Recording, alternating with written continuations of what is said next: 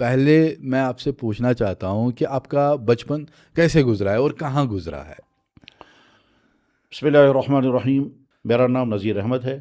میرے والد کا نام ولی محمد تھا اور میری والدہ کا نام تاجہ بیگم تھا. ہم بہت ہی زیادہ پسماندہ علاقے میں، ایک ایسا علاقہ کہ جہاں روڈ نہیں، سڑک نہیں، گاڑیاں نہیں، بجلی نہیں، پاور نہیں، زندگی کی عمومی سہولیات بالکل نہیں. ایک ایسے علاقے میں پیدا ہوا. پھر وہاں بچپن میں ہی ایک مولانا صاحب کے پاس قرآن کریم پڑھنا شروع کیا. اور ہمارے گاؤں میں جو پہلا پرائمری سکول آیا، اس پرائمری سکول میں پہلا اسٹوڈنٹ میں ہی ہوں جو اس میں ایڈمیشن جس کو دیا گیا. میں نے وہاں پھر پرائمری سکول میں 5th کلاس پاس کی اور اچھے نمبرات کے ساتھ، بلکہ ٹاپ کیا. اس کے بعد پھر ہمارے دوسرے علاقے میں، قریب کے ہی دوسرے گاؤں میں ہائی اسکول تھا. پھر میں نے وہاں ہائی اسکول میں ایڈمیشن لیا اور 1 سال وہاں پڑھا. اس کے بعد پھر میں وہاں سے دیوبند چلا گیا. یہ جو میرا سکول کا زمانہ تھا، جو 8 9 10 سال کی عمر کا زمانہ تھا، اس عمر میں نے قرآن کریم کا ترجمہ زبانی یاد کر لیا تھا. ماشاء اللہ. یعنی جس مولانا صاحب نے ہم کو ناظرہ قرآن پڑھایا تھا، انہیں مولانا صاحب نے محنت کی اور ہم نے بھی شوق کے ساتھ محنت کی. تو قرآن کریم کا ترجمہ میں نے زبانی حفظ کر دیا تھا. اور وہ ترجمہ تھا حضرت شاہ رفیع الدین کا. وہ ورڈ بائی ورڈ ترجمہ تھا. Word by word. Word by word. جیسے الحمد، تمام تعریفیں للہ، واسطے اللہ کے، رب العالمین جو رب ہے عالمین کا، مالک یوم الدین، مالک ہے دین قیامت کا. ورڈ بائی ورڈ ترجمہ وہ زبانی میں نے یاد کر لیا تھا. اس کے بعد پھر 6ٹھی کلاس پاس کر کے میں دیوبند چلا گیا اور وہاں جا کر کے دیوبند شہر میں مدرسہ ہے، مدرسہ اصغریہ، وہاں میں نے حفظ کیا. وہاں میری حفظ کے 4 استاد تھے، قاری عبدالکریم صاحب، قاری اصغر صاحب، قاری عبدالوحید صاحب اور قاری عامر صاحب. ان سے میں نے قرآن کریم حفظ کیا. اور اس حفظ کرنے کے بعد پہلا قرآن کریم میں نے پنچ مدرسہ ضیاء العلوم کی مسجد میں سنایا. اس مسجد میں وہ پہلی تراویح تھی جو قرآن تراویح ہوئی اور وہ میں نے پڑھائی تھی. ماشاءاللہ. آج وہاں ادیب الشان مدرسہ ہے، مدرسہ ضیاء العلوم، جس کے بانی ہیں حضرت مولانا غلام قادر صاحب. اس کے بعد پھر دیوبند میں مزید تعلیم ہوتی رہی، یہاں تک کہ جو دیوبند میں پڑھایا جاتا ہے 8 سال کا کورس، جس کورس پڑھنے کے بعد انسان مکمل عالم بن جاتا ہے، وہ 8 سال کا کورس. وہاں کچھ تو ایک مدرسے میں پڑھا، اس کا نام تھا مدرسہ خادم العلوم باغوں والی، اور پھر بقیہ دارالعلوم دیوبند میں پڑھا. پھر دارالعلوم دیوبند میں ہی افتاء کا کورس کیا، یعنی مفتی کورس کیا. جو فارغ ہونے کے 2 سال کے بعد میں نے مفتی کا کورس کیا. اور اس کے بعد وہ کورس مکمل کرنے کے بعد میں یہاں کشمیر آیا. اور اس سے پہلے بھی رمضان میں یہاں کشمیر آتا رہا. یہاں سری نگر میں بھی اور بانڈی پور میں بھی اور دوسرے بھی کئی علاقوں میں رمضان گزارے تھے. تو جب میں واپس آیا تو دارالعلوم رحیمیہ جو وادی کشمیر کا معروف ترین ادارہ ہے، اس کے محتمم اور ناظم صاحب حضرت مولانا رحمۃ اللہ صاحب میر قاسمی، انہوں نے مجھے اپنے ادارے میں آنے کی دعوت دی اور وہیں میرا تقرر ہوا. تو اس کے بعد سے آج تک میں اسی دارالعلوم میں ہوں. شروع سے میں نے وہاں پڑھایا آج تک. اور جن جن حضرات نے مجھ سے پڑھا، اللہ نے ان میں سے بہت سوں کو بہت نوازا ہے. یعنی حضرت مفتی ایوب صاحب ان میرے شاگردوں میں سے ہیں جنہوں نے مجھ سے پڑھا اور اللہ نے بہت نوازا ہے، مجھ سے بہت آگے ہیں بے شمار خصوصیات میں، علم میں، تقویٰ میں اور تدین میں، روحانیت میں اللہ نے بہت نوازا ہے. تو غرض ہے کہ اس وقت سے لے کر اب تک، اس زمانے میں دارالعلوم رحیمیہ بالکل ابتدائی مدرسہ تھا اور اتنی بڑی عمارتیں بھی نہیں تھیں، ابتدائی کلاسیں تھیں. تو ابتدائی کلاسوں سے ہی میں نے پڑھانا شروع کیا. ہمارے پڑھائے ہوئے اب وہاں ہمارے مدرسے میں بھی اور دوسرے مدرسوں میں اب استاد ہیں اور وہ کامیاب استاد ہیں الحمدللہ. دارالعلوم رحیمیہ میں پہلے جب میرا تقرر ہوا تو مدرس کی حیثیت سے بھی ہوا اور مفتی کی حیثیت سے بھی ہوا. تو جہاں کشمیر میں آ کر میں نے جو سب سے پہلا فتویٰ لکھا تھا وہ ہاپس پھول کے بارے میں لکھا تھا. اور اس وقت تک ہاپس پھول کے کاشت کرنے کے متعلق ہم نے کہیں نہیں سنا تھا کہ دنیا میں کسی نے کوئی فتویٰ لکھا ہو. سب سے پہلے میں نے ہی وہ فتویٰ لکھا کشمیر میں، کیونکہ کشمیر میں اس زمانے میں ہاپس پھول اگانے کی ٹرنڈ چل گئی تھی. تو میں نے اس کے بارے میں تحقیق کی، باٹنی کے ماہرین سے پوچھا، کشمیر یونیورسٹی کے باٹنی والوں کو لکھا کہ ہمیں پہلے یہ بتایا جائے کہ ہاپس پھول کی کاشت کیوں کی جاتی ہے اور کس کام میں آتی ہے.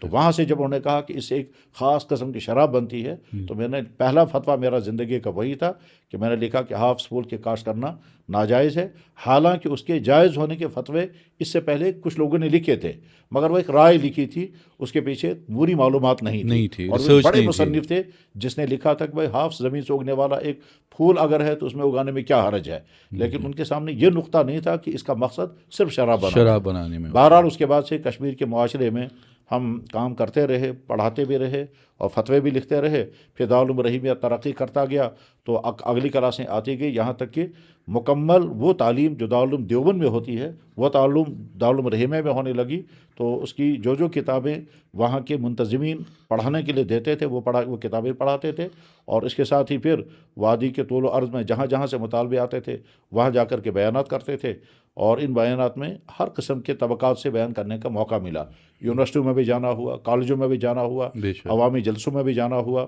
اور خانقاہوں میں بھی جانا ہوا، تعلیمی اداروں میں بھی جانا ہوا، یہاں تک کہ بہت سارے کورٹوں میں نے قانون پر گفتگو کی ہے، اور لا ڈپارٹمنٹوں میں جا کر بھی لا پڑھنے والے اسٹوڈنٹ کو اسلامی قانون، اسی طرح سے مسلم پرسنل لا اور اسلامی قانون پر آنے والے اعتراضات کے جوابات وغیرہ اس طرح کے ٹاپک پر خوب گفتگو ہوتی رہی۔ افسوس کہ میں نے انگریزی نہیں پڑھی، ورنہ تو ہو سکتا ہے کہ اللہ تعالیٰ شانو اس میدان میں بھی کچھ نہ کچھ کام لیتے۔ اسی دوران جس سال میں کشمیر میں آیا تھا اسی سال میں دارالعلوم رحیمیہ کے منتظم کی دور اندیشی سے مجھے حکم دیا کہ میں پٹنہ چلا گیا، اور وہاں میں نے قضا کی ٹریننگ بھی کی۔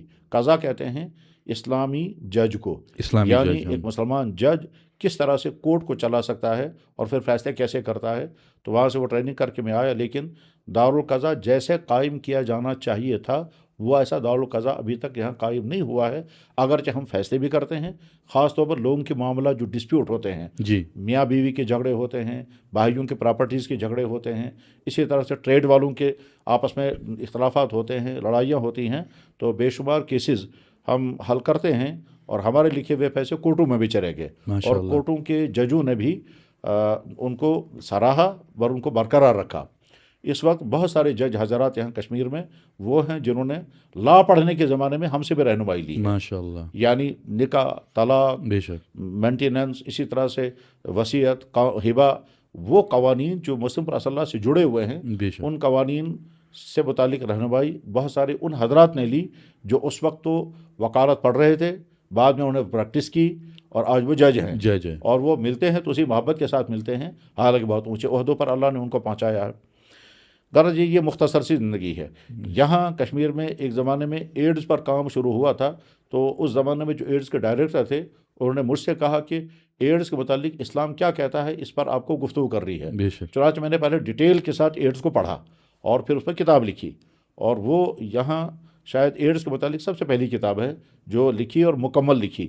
تو اس کے بعد پھر یہاں بہت سارے علاقوں میں ایڈز کے پروگرام ہوئے، اور اس میں اس زمانے کے ڈائریکٹر تھے ڈاکٹر منیر مسعودی، اور اس کے ساتھ ایک دوسرے بھائی بھی تھے، تو ان کی موجودگی میں ہم نے مختلف علاقوں میں ایڈز کے متعلق جانکاری کے پروگرام کیے، ایڈز کی بیماری کا تعارف کرایا، اس سے بچنے کی تدبیریں بتائی۔ اس کے ساتھ ہی پھر جب اسلامی فقہ اکیڈمی قائم ہوئی، جو ایک بہت ہی معتبر ادارہ ہے نئے مسائل حل کرنے کے لیے، جدید پیش آنے والے مسائل کو حل کرنے کے لیے، جو آج کے زمانے میں مسائل فقہ اکیڈمی، جی ہاں، مطلب آج کے جدید مسائل جو بھی ہیں، چاہے وہ میڈیکل سے متعلق ہوں، بزنس سے متعلق ہوں، سوشل معاملات ہوں، معاشرتی زندگی ہو یا ازدواجی زندگی ہو، غرض ہے کہ وہ مسائل جو نئے ہیں اور اس وقت پیش آتے ہیں ان مسائل کو حل کرنے کے لیے یہاں بر صغیر کا ایک بہت معتبر ادارہ ہے اسلامی فقہ اکیڈمی، تو اس کے سیمیناروں میں جانے کا مجھے موقع ملتا رہتا ہے، اور تقریباً یہ پچھلے 20 سال سے اس کے سیمیناروں میں مستقل جاتا رہتا ہوں، اور وہاں کے فیصلے کرنے میں اپنے رائے بھی پیش کرتے ہیں، اور بہت سارے فیصلے وہاں لکھنے والوں میں بھی شامل رہا کہ فیصلے لکھے گئے، ان پر اس کے بعد ان پر ڈسکشن ہوا، اور پھر وہ فیصلہ بن کر کے نافذ ہو گئے۔ اسی طرح سے جمعیت علماء ہند کا ایک ادارہ ہے المباحث الفقہیہ، وہ بھی جدید مسائل حل کرنے کا ایک بہترین ادارہ ہے اور قدیم ترین ادارہ ہے، اور اس کے ساتھ ہی پچھلے چند سالوں سے دارالعلوم ندوۃ علماء لکھنؤ میں ایک ادارہ قائم ہوا ہے جو پہلے سے قائم تھا، اور سب سے پہلا ادارہ وہی تھا، ادارہ تحقیقات شرعیہ، وہ بھی اس طرح کے مسائل کو حل کرنے کے لیے۔ تو یہ 3 تحقیقی ادارے ہیں، ان تحقیقی اداروں میں جانے کا مجھے موقع ملتا ہے، اور وہ حضرات بھی محبت کے ساتھ بلاتے ہیں، اور وہاں کبھی تو آرٹیکل لکھنے ہوتے ہیں اور کبھی زبانی رائیں پیش کرنی ہوتی ہیں، تو جب جب موقع ملتا رہا آرٹیکل میں لکھتا گیا، اور جب جب موقع ملا تو زبانی اپنی رائیں پیش کی، اور اس طرح سے گویا اسلام کی رہنمائی کا وہ پہلو جس کی اس وقت ضرورت بہت زیادہ ہے اور وہ مشکل بہت ہے۔ بے شک مشکل بھائی معنی ہے کہ جب نیا مسئلہ سامنے آتا ہے تو اس کو حل کرنے کے لیے ایک طرف سے ہمیں اسلام کی تعلیمات کو سامنے رکھنا ہوتا ہے، اور دوسری طرف سے آج کے معاشرے کو سامنے رکھنا ہوتا ہے۔ مثلا فرض کیجئے آج ہی صبح مجھے ایک صاحب نے سوال کیا کہ، بلکہ اس میں سوال موجود ہے کہ میں اپنا اب یہ سوال آیا ہے، جی یہ کوئی بہت سوال پوچھ رہے ہیں کہ میں بہت زیادہ غربت کا شکار ہوں، میں اپنا بلڈ بیچوں گا اور بیچنے کے بعد پھر مجھے جو پیسہ آئے گا اس سے میں اپنا گھر چلاؤں گا، تو کیا یہ بلڈ بیچنے کی مجھے اجازت ہے یا نہیں؟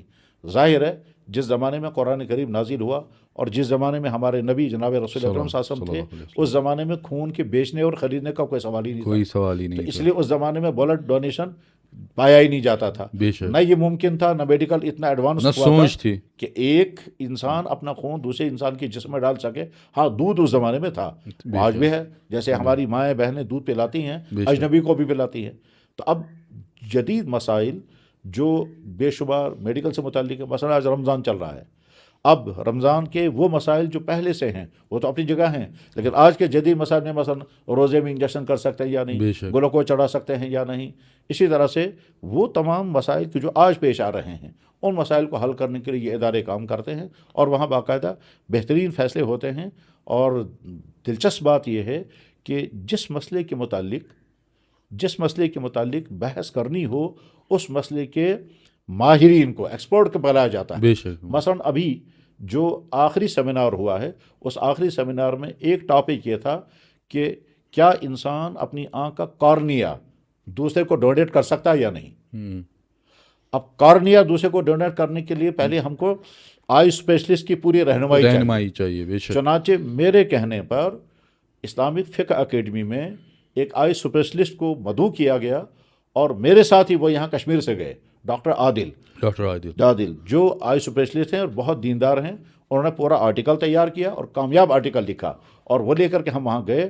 تو جب کارنیا کے متعلق فیصلہ کرنا تھا تو پہلے ڈاکٹر صاحب نے پوری ڈیٹیل بتائی کہ یہ کارنیا ہوتا کیا ہے، اس کو نکالا کیسے جاتا ہے، دوسرے کو کیسے اس کو انجیکٹ کیا جاتا ہے، اور کارگر ہوتا ہے یا نہیں ہوتا ہے۔ اس کے بعد پھر وہاں فیصلہ ہوا کہ اب یہ کارنیا دوسرے کو ڈونیٹ کر سکتے ہیں یا نہیں، اور اس میں فوراً سوال پیدا ہو جائے گا کہ کارنیا کو بیچنا اور خریدنا جائز ہوگا یا نہیں۔ تو جدید مسائل حل کرنے کا یہ یہاں کشمیر میں جتنے سماجی مسائل پیش آتے ہیں ان میں بہت سارے وہ مسائل بھی ہیں جو دوسرے علاقوں میں نہیں ہیں، وہ یہیں کے ہیں صرف۔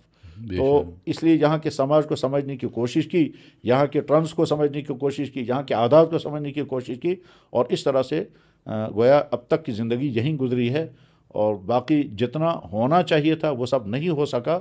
جتنی صلاحیتیں بروئے کار لانی چاہیے تھی اس میں بھی کمیاں رہیں، اور اس میں اپنی کوتاہیاں بہت ہیں۔ اللہ کا فضل بہت زیادہ ہے، اور یہاں کشمیر کے عوام بہت بڑی تعداد میں ہم پر اعتماد کرتے ہیں، اس میں علماء بھی ہیں، اسکالر بھی ہیں، اور عام مسلمان بھی ہیں، اور بعض بڑے بڑے اداروں کے ذمہ داران بھی ہیں، وہ اعتماد کرتے ہیں کہ ان سے دینی مسائل میں رہنمائی لی جا سکتی ہے۔ ابھی مجھے کل کچھ ڈاکٹر حضرات کہہ رہے تھے کہ ہم ایک براڈ کاسٹ کرنا چاہتے ہیں جس میں ہم یہ بتائیں گے کہ رمضان کے ذریعے سے صحت کے ایشو کیسے حل ہو سکتے ہیں۔ بے شک۔ تو اب دیکھتے ہیں ان کے ساتھ وہ براڈ کاسٹ ہوگی یا نہیں، رمضان اور صحت۔ تو روزوں کے نتیجے میں صحت پر کیا مثبت اثرات پڑتے ہیں، اور ان کو ہم کیسے لوگوں تک پہنچائیں، جس کے نتیجے میں بہت سارے وہ بھائی جو رمضان آنے کے بعد جو روزہ رکھنے کو تیار نہیں ہیں اور صحت کے مسائل جھیل رہے ہیں، تو رمضان کے روزوں کے نتیجے میں اپنی کتنی بیماریوں کا وہ علاج کر سکیں گے، اور یہ طے ہے کہ جب روزہ رکھیں گے تو بہت ساری بیماریوں کا علاج یقیناً ہوگا، جیسا کہ میڈیکل اس کو تسلیم کر چکا ہے۔ بلکہ میں ایسے آدمیوں کے متعلق بھی جانتا ہوں جنہوں نے اسلام ہی قبول کیا روزوں کی وجہ سے، رمضان کی وجہ سے۔ بے شک۔ خیر، آپ کے سوال پر یہ میں نے تھوڑی سی تفصیل عرض کر دی، ورنہ اس کا تعلق براہ راست اس ٹاپک سے نہیں ہے جس ٹاپک پر میرا اندازہ تھا کہ گفتگو ہوگی، وہ ہے رمضان مبارک۔ کیا ہے کہ مفتی صاحب مجھے چھوٹے بچے دیکھتے ہیں، مجھے ٹین ایج بچے دیکھتے ہیں، بہت اچھا، تو مجھے بڑے بھی دیکھتے ہیں، لیکن یہ انسپریشن ملتی ہے ان لوگوں سے جب اپنی زندگی کے بارے میں کوئی بتاتا ہے، تو وہ بچے بولتے ہیں نہیں جب انہوں نے ایسا کیا تو ہم کیوں نہیں کر سکتے ہیں۔ تو مفتی صاحب میرا اور ایک سوال ہے آپ کی زندگی سے ریلیٹڈ کہ آپ نے کہا کہ ہم پسماندہ تھے، ہمارا علاقہ پسماندہ تھا، غربت تھی، وہ سب کہا آپ نے. تو جہاں آپ کے گھر والے مطلب چاہ سکتے تھے کہ ہمارا بیٹا ڈاکٹر بنے، ہمارا بیٹا انجینئر بنے، ہمارا بیٹا جو ہے نا وہ موٹی رقم لائے، لیکن آپ نے وہاں مفتی کیوں چوز کیا؟ جیسا کہ میں نے عرض کیا کہ بہت ہی زیادہ پسماندہ علاقہ، ایک ایسا پسماندہ علاقہ کہ جہاں یعنی ہم نے بچپن میں بجلی نہیں دیکھی، ہم نے بچپن میں گاڑی نہیں دیکھی، ہمارے یہاں روڈ نہیں تھا، ہمارے ہاں گھروں میں چراغ نہیں تھا. میں نے اپنے گھر میں چراغ جلتے ہوئے کبھی نہیں دیکھا. پرانے زمانے میں لکڑی کی روشنی کی جاتی تھی، اس کو کہتے تھے یہاں کے سماج میں لوش ہے زالن. تو لوش ہے زالن تاتھ مشاہس بچپن گزورمت.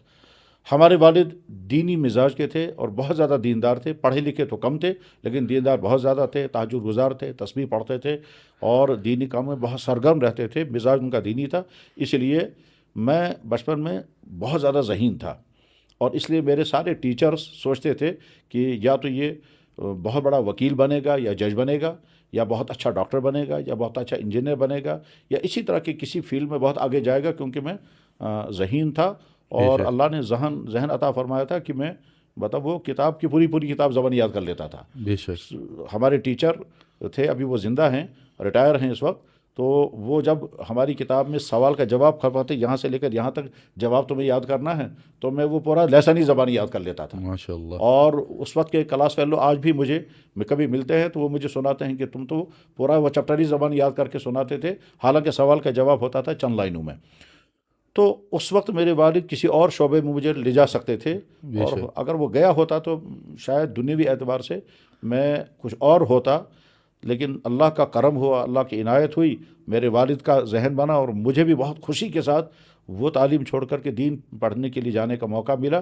لیکن ایک بات میں کہنا چاہوں گا کہ دنیا میں ہر کام اگر ہو سکتا ہے تو اس کے لیے ایک تو اللہ کی مہربانی چاہیے اور خود کی محنت. بے شک. جب آپ محنت کریں گے اور سوسائٹی کی برائی سے اپنے آپ کو بچائیں گے، پھر اللہ تعالیٰ کا فضل بھی ہوگا اور جس راستے پر آپ چلیں گے تو کامیابی ملے گی انشاءاللہ. آج کے نوجوان بچوں کو میں بڑی اہمیت کے ساتھ، بڑی دلدوزی کے ساتھ، بڑی دردمندی کے ساتھ یہ کہنا چاہوں گا کہ آپ اس وقت ایک اپنی زندگی کا اہم ترین دور سے گزر رہے ہیں، ٹین ایج سے. اس ٹین ایج میں ہی انسان اپنی کیریئر کے بارے میں سوچتا ہے، لیکن وہ کیریئر ڈیپینڈ کرتا ہے کہ اگر آپ اس عمر میں اپنے کیریکٹر کو بچا سکے، اور اپنے سبجیکٹ پہ محنت کرتے رہے، بے شک، تو اس کے بعد پھر آپ کا کیریئر بنے گا. بے شک. اگر ایک بچہ خواب دیکھتا ہے کہ مجھے یہ بننا ہے، مجھے یہ بننا ہے، لیکن اس بیچ میں اس کا کیریکٹر خراب ہو گیا، یعنی وہ بری عادتوں میں پڑ گیا، وقت ضائع کرنے لگ گیا، میڈیا کا غلط استعمال کرنے لگ گیا، یا اس سے زیادہ بڑھ کر کے مطلب غلط تعلقات میں چلا گیا، یا ڈرگس کرنے لگ گیا، یا فضول خرچی کرنے لگ گیا، یا خدا نخواستہ اس سے آگے بڑھ کر کے اپنی ایمانی کو چھوڑ گیا، تو اس کے بعد پھر کیریئر یا تو بنے گا ہی نہیں، اور اگر وہ بنے گا تو یہ سمجھیے کہ یوں کہا جائے گا کہ یہ بیڈ کیریکٹر والا انسان اچھے کیریئر والا ہے. تو اچھا کیریئر ہوگا، وہ کمانے والا بہت ہوگا، لیکن کیریکٹر اس کا صحیح نہیں ہوگا، مطلب وہ شرابی ہوگا، وہ نشے والا ہوگا، اس کے تعلقات غلط رہے ہوں گے، اس کے بعد بھی فیملی لائف بھی بہت بری ہوگی. مطلب کتنی افسوس کی بات ہے کہ ابھی 2 دن پہلے ایک خاتون مجھے کہتی ہیں کہ میں نے اپنے شوہر کے بارے میں جب اچھی طرح سے معلومات کی تو پتہ چلا کہ اس کے کچھ غلط تعلقات بھی چل رہے ہیں. میں نے جب اس پر اعتراض کیا تو اس نے جواب میں کہا اس میں کیا حرج ہے، تم بھی چاہو تو تم بھی کر سکتی ہو. استغفر اللہ. یہ کیا ہے؟ یہ دراصل وہی ہے کہ کیریکٹر اس کا بگڑ گیا ہے. اب آج اگر وہ بہت اچھے عہدے پر بھی ہے تو کہا جائے گا کہ صاحب کمانے والا تو بہت اچھا ہے، لیکن کیریکٹر اس کا اس درجے خراب ہے کہ وہ بے غیرت ہو کر کے جس برے کام میں خود مبتلا ہے اپنی بیوی کو کہتا ہے مجھے تو آپ چھیڑو گے نہیں، میں جو کچھ کر رہا ہوں ٹھیک کر رہا ہوں، اور اگر آپ کو بھی یہ چاہتے ہو تو آپ بھی یہ کہیں. اور بچی چونکہ کیریکٹرڈ ہے اس لیے وہ یہ سناتے بھی رو رہی تھی. غرض یہ کہ اس عمر میں بچوں کو، اور یہ والدین کی بھی ذمہ داری ہے اور یہاں کے مسلمان تعلیمی اداروں کی بھی ذمہ داری ہے، تعلیمی اداروں کے پرنسپل، تعلیمی اداروں کے ٹیچرز، وہ یہ بھی سوچیں کہ جو بچے ہمارے سامنے ہیں ہمیں صرف سلیبس اور سبجیکٹ ہی نہیں پڑھانا ہے، ہمیں یہ بھی دیکھنا ہے کہ ان کا کیریکٹر خراب تو نہیں ہو رہا ہے. تو آج کے بچوں کو ایک تو محنت، اور محنت کو نقصان پہنچانے والی جتنی چیزیں اسے دور رہیں. مثلاً اس میں سب سے بڑا یہ cell phone, mobile, cell phone सही, ये आपको खुशियां देगा, अटैच करके रखेगा, वक्ती खुशियां देगा, लेकिन आपको नुकसान पहुंचाएगा। बेशक, आपके सब बहुतों को के साहब हम यूट्यूब चैनलों के ज़रिए से पढ़ते हैं, फेसबुक के ज़रिए से पढ़ते हैं, नेट के ज़रिए से पढ़ते हैं। पढ़ने की हद तक अगर वाकया पढ़ रहे हैं तो ठीक है, लेकिन इसके अलावा अगर आप कुछ और देख रहे हैं और ये आपको छोड़ेगा नहीं, बेशक, तो ये आपकी मेहनत आपसे छीन लेगा, आपके ख्यालात आपको छीन लेगा, आपका फोकस कहीं और पर रहेगा और उधर से आप ख्वाब देख रहे हो बहुत बुलंदियों के। तो आज के नौजवान बच्चों को मैं कहूँगा, एक तो अपनी ईमान को बचाए रखें, ऐसा ना हो कि दाएँ बाएँ के हालात की वजह से, गलत थ्योरीज़ की वजह से, गलत लोगों को सुन करके आप अपने ईमान को खो दें।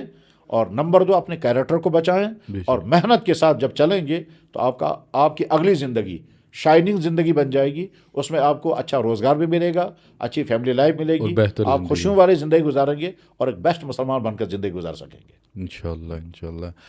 तो मुफ्ती साहब, अभी रमज़ान करीम है, जी माशाल्लाह। रमज़ान करीम के फ़ज़ाइल क्या है एक मुसलमान के लिए? बहुत अच्छा।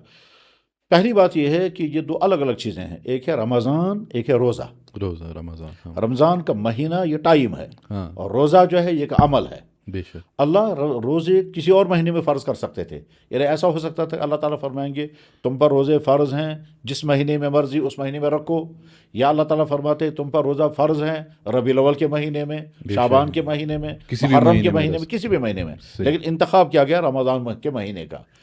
तो इसके माना है कि रमज़ान में कोई खुसूसियत है? तो जवाब ये है कि पूरी इस्लामी तारीख़ के तमाम बड़े बड़े काम रमज़ान के महीने में ही हुए हैं। यहाँ तक कि जनाब रसूल अकरम सल्लल्लाहु अलैहि वसल्लम पर जो कुरान नाज़िल होना शुरू हुआ वो भी रमज़ान में ही हुआ है। इसीलिए अल्लाह के नबी अलैहिस्सलाम ने फरमाया कि अगर लोगों को ये समझ में आ जाए कि रमज़ान कितना अहम तरीन महीना है तो तमन्ना कर ये पूरा साल रमज़ान ही जैसा होना चाहिए। जी, इसी तरह से एक हदीस में अल्लाह के नबी अलैहिस्सलाम ने फरमाया कि अगर रमज़ान का एक रोज़ा किसी ने छोड़ दिया तो बाद में ज़माने तवील तक अगर रोज़ा रखेगा तो उस रोज़े का फ़ायदा उसे नहीं मिल सकता। इसका तो इस महीने की बहुत ज़्यादा अहमियत है। अहमियत का आलम यह है कि अल्लाह ताला कुरान करीम में फरमाते हैं शहर रमज़ान अल्लज़ी उन्ज़िल फ़ीहिल कुरान, रमज़ान का महीना जिसमें कुरान नाजिल किया गया। इस्लामी महीनों में किसी महीने का नाम कुरान में नहीं है, रमज़ान का नाम है और लफ्ज़ रमज़ान के साथ ही है। तो रमज़ान का महीना अपने महीने होने के एतबार से पूरे साल के तमाम महीनों से सबसे ऊंचा दर्जा रखता है। बहुत सारी वजूहात हैं। हज़रत आदम अलैहिस्सलाम के बहुत सारे वाक़यात रमज़ान में हुए, जनाब रसूल अकरम सल्लल्लाहु अलैहि वसल्लम की हयात मुबारका के बहुत सारे वाक़यात रमज़ान ही में हुए। मसलन ये कि कुरान करीम रमज़ान में नाज़िल होना शुरू हुआ वगैरह। अब इस रमज़ान में अल्लाह ताला शाह ने एक तरफ से इंसान की हिदायत के लिए कुरान नाज़िल फरमाया, और ये हर सुनने वाले को और जहाँ तक ये आवाज़ पहुँचे उनको ये बात जान लेनी चाहिए कि इस दुनिया में इस वक्त अल्लाह का कलाम जो अल्लाह के वर्ड्स के साथ है वो सिर्फ कुरान है, और दुनिया की किसी कौम के पास अल्लाह का कलाम नहीं है। जितने कौमों के पास मजहबी किताबें हैं वो मजहबी किताबें उनके मजहब की किताबें हो सकती हैं, लेकिन वो अल्लाह का कलाम नहीं है। मसलन बाइबल, तौरात और इंजील, वो अल्लाह इस वक्त जो तौरात और इंजील इंसानों के हाथों में है वो अल्लाह का कलाम नहीं है, वो ट्रांसलेशन है। और उसके बाद फिर उसमें भी हर कुछ अरसे के बाद आज तक भी और आज भी उसमें तब्दीलियाँ होती रहती हैं, सेंटेंस ख़त्म होते हैं। इसलिए बाइबल के किसी सेंटेंस के मुतालिक, बाइबल के किसी वर्स के मुतालिक, बाइबल के किसी मजमून के मुतालिक ये कहना नहीं कह सकते हैं कि ये ठीक अल्लाह ही का भेजा हुआ है या इसमें कोई तब्दीलियाँ हुई हैं। यही हाल दूसरे मजहबों का है। दूसरे मजहबों का तो दावा भी नहीं है कि हमारे पास जो किताबें हैं वो अल्लाह की भेजी हुई हैं। अब इस दुनिया में इंसानों के लिए अगर अल्लाह का कलाम अथेंटिक मौजूद है वो सिर्फ कुरान शरीफ, तो कुरान इसी महीने में नाजिल हुआ। और कुरान को महफूज करने के लिए जो इक़दाम अल्लाह के नबी ने और सहाबा किराम ने किए वो उस ज़माने में सोचे भी नहीं जा सकते थे। बड़ी अजीब बात यह है कि तौरात और इंजील नाजिल हुई उसका रिकॉर्ड ही नहीं रखा जा सका।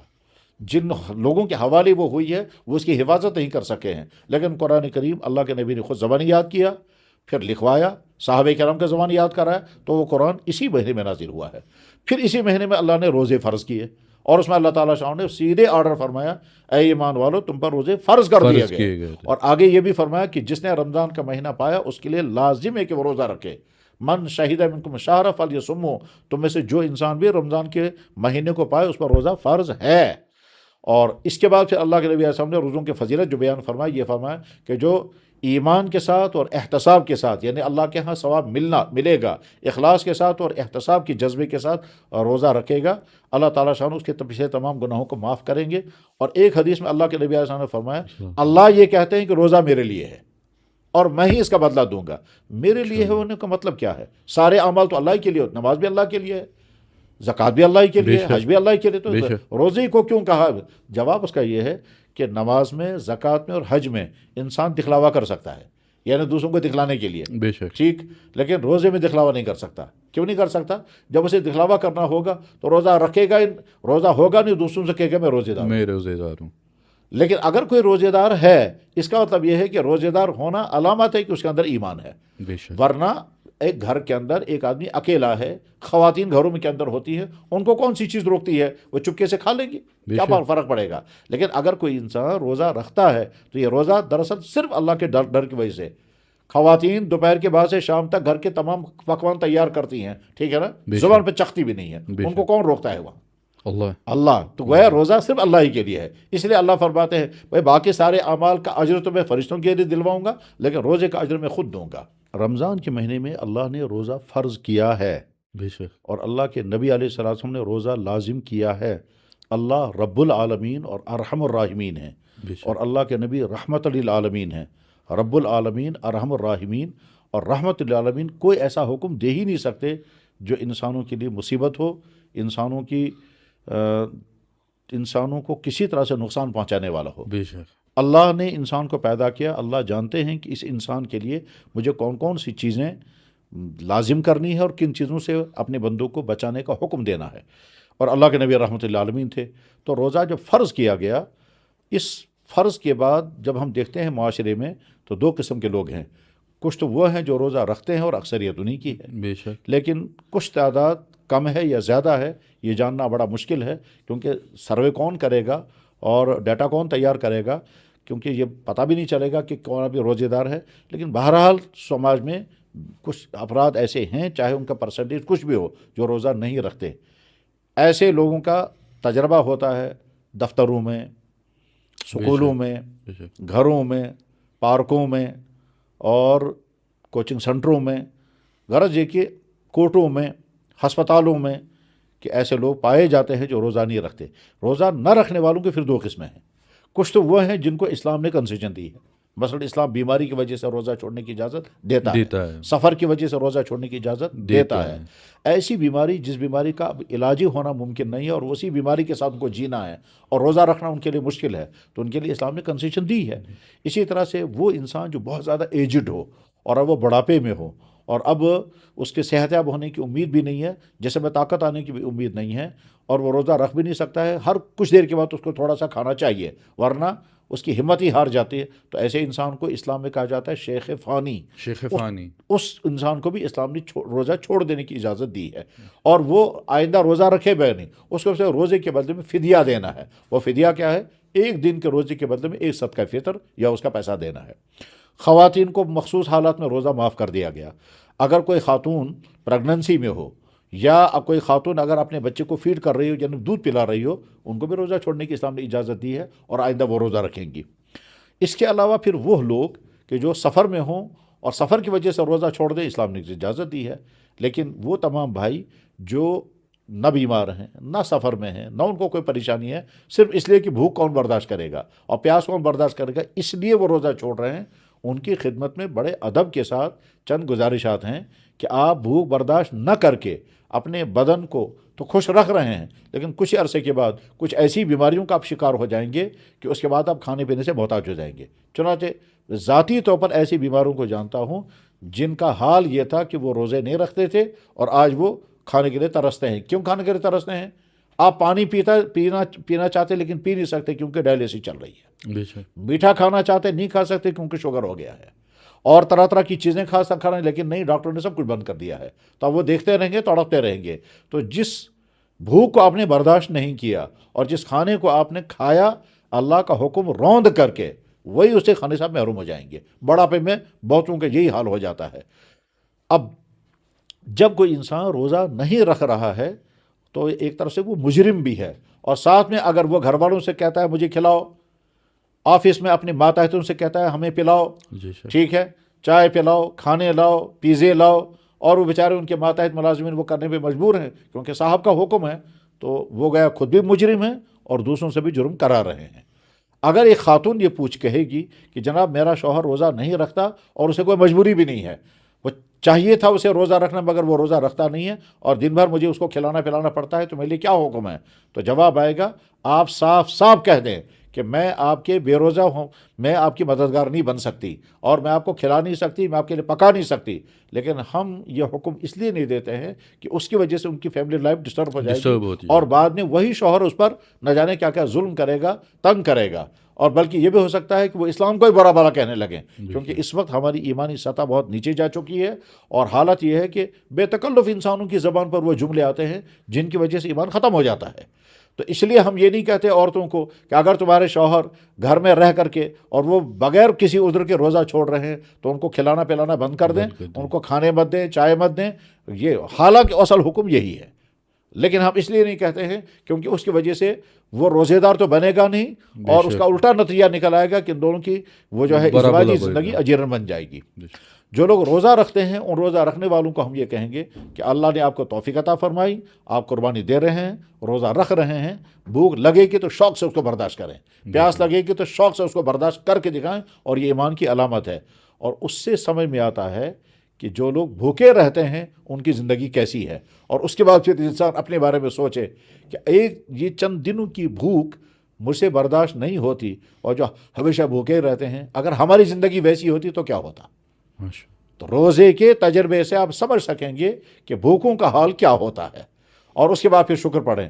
اور آخری بات اس بارے میں یہ ہے کہ جب رمضان میں انسان اللہ کے حکم سے حلال کھانا، حلال پینا چھوڑ دیتا ہے، اللہ کے حکم سے مسلمان مرد اور عورت دن میں اپنے پرائیویٹ تعلقات قائم نہیں کرتے ہیں کیونکہ اللہ نے حرام کر دیا رمضان میں، تو رمضان کے بعد یہی ایمان والا مرد، ایمان والی عورت، ٹھیک ہے، نہ غلط چیز کھائیں گے نہ غلط چیز پئیں گے۔ جب رمضان میں انہوں نے حلال چیز کو ایوائڈ کیا اللہ کے حکم سے، ٹھیک ہے، تو رمضان کے بعد یہ حرام چیز کو لازماً ایوائڈ کریں گے اللہ کے حکم سے۔ یعنی اللہ یہ فرمائیں گے کہ میرے بندے، رمضان میں تو نے پانی نہیں پیا جو کہ حلال تھا میرے حکم کی وجہ سے، اب رمضان کے بعد تم شراب مت پینا، وہ میرا حکم ہمیشہ کے لیے ہے۔ رمضان سے پہلے تم نے اپنے گھر کے حلال کھانے نہیں کھائے، اب رمضان کے بعد میں تم سے کہتا ہوں رشوت مت کھانا، فراڈ مت کرنا، دھوکے مت دینا، غلط چیزیں مت کھانا، حرام چیزیں مت کھانا، حرام ذریعے سے کمائی ہوئی چیزیں مت کھانا۔ تو جس بندے نے رمضان میں اللہ کے حکم سے حلال چیز کو ایوائڈ کیا، اس بندے کے لیے بہت آسان ہے رمضان کے بعد حرام چیز سے اپنے آپ کو بچانا۔ یہ رمضان کا فلسفہ ہے جس کو قرآن نے ایک ہی لفظ میں بیان فرمایا، لعلکم تتقون، تم متقی بنو گے۔ اور متقی کا مطلب کیا ہوتا ہے؟ اللہ کا ہر حکم فالو کرنے والا اور اللہ کے ہر حرام چیز سے اپنے آپ کو بچانے والا۔ مفتی صاحب، رمضان میں میکسیمم جو ہمارے لوگ ہیں، ہمارے بچے ہیں، ابھی تو میں کشمیر میں کہوں گا، وہ بولتے ہیں کہ جیسے آپ نے کہا کہ بھوک برداشت نہیں ہوتی ہے یا کسی وجہ سے وہ روزہ نہیں رکھ پاتے ہیں، تو وہ یہ کیسے پھر ان کو فدیہ دینا پڑے گا یا ان کو پھر سے اس کا ڈبل روزہ رکھنا پڑے گا؟ بہت اچھا۔ جس انسان نے شرعی عذر کی بنا پر روزہ چھوڑ دیا، بے شک، مثلا بیمار انسان ہے، اس نے روزہ چھوڑ دیا، یہ بیماری اگر ٹھیک ہو گئی تو اس کو یہ روزے دوبارہ رکھنے پڑیں گے۔ دوبارہ کا مطلب نہیں، قضا کرنے پڑیں گے، یعنی بیماری کی وجہ سے مثلا رمضان میں میرے 10 روزے چھوٹ گئے ہیں، بے شک، میں صحت یاب جب ہو جاؤں گا تو ان 10 روزوں کو میں رکھوں گا، چاہے کنٹینیو رکھوں چاہے بیچ میں گیپ کر کے رکھوں، لیکن ان 10 روزوں کے بدلے میں 10 روزے ہی رکھنے ہوں گے، فدیہ نہیں دینا ہوگا۔ بے شک، لیکن وہ بیمار کہ جو ایسی بیماری میں مبتلا ہے کہ وہ نہ آج روزہ رکھ سکتا ہے رمضان میں، اور نہ رمضان کے بعد اس کی حالت ایسی ہو سکے گی کہ وہ روزہ رکھ پائے، تو اس انسان کو روزے کا فدیہ دینا ہے، ایک روزے کے بدلے میں ایک صدقہ فطر۔ ابھی کچھ دنوں کے بعد جب صدقہ فطر کی مقدار طے ہو جائے گی، جی، اعلان ہو جائے گا، تو اب ایسے لوگ کہ جو روزہ نہیں رکھ پاتے اور آئندہ بھی رکھنے کی پوزیشن میں نہیں ہوں گے، ان کو چاہیے کہ وہ ایک روزے کے بدلے میں ایک صدقہ فطر، وہ رقم ہوگی 50 روپے ہوگی، 60 ہوگی، 70 ہوگی، 100 ہوگی، جو رقم ہوگی، مثلا مان کر کے چلیں اگر یہ اعلان ہوتا ہے کہ ایک صدقہ فطر اس سال 100 روپے ہے، جی، ایک آدمی کا صدقہ 100 روپے ہے، تو 30 دنوں کا صدقہ فطر 100 روپے کے حساب سے جتنا بنے گا وہ ادا کرنا ہے 3,000 روپے بنیں گے، تو یہ اس کا فدیہ بنے گا. بے شک. یہ کم سے کم ہے، اور زیادہ سے زیادہ فدیہ دینا چاہیں تو بہت اچھا ہے.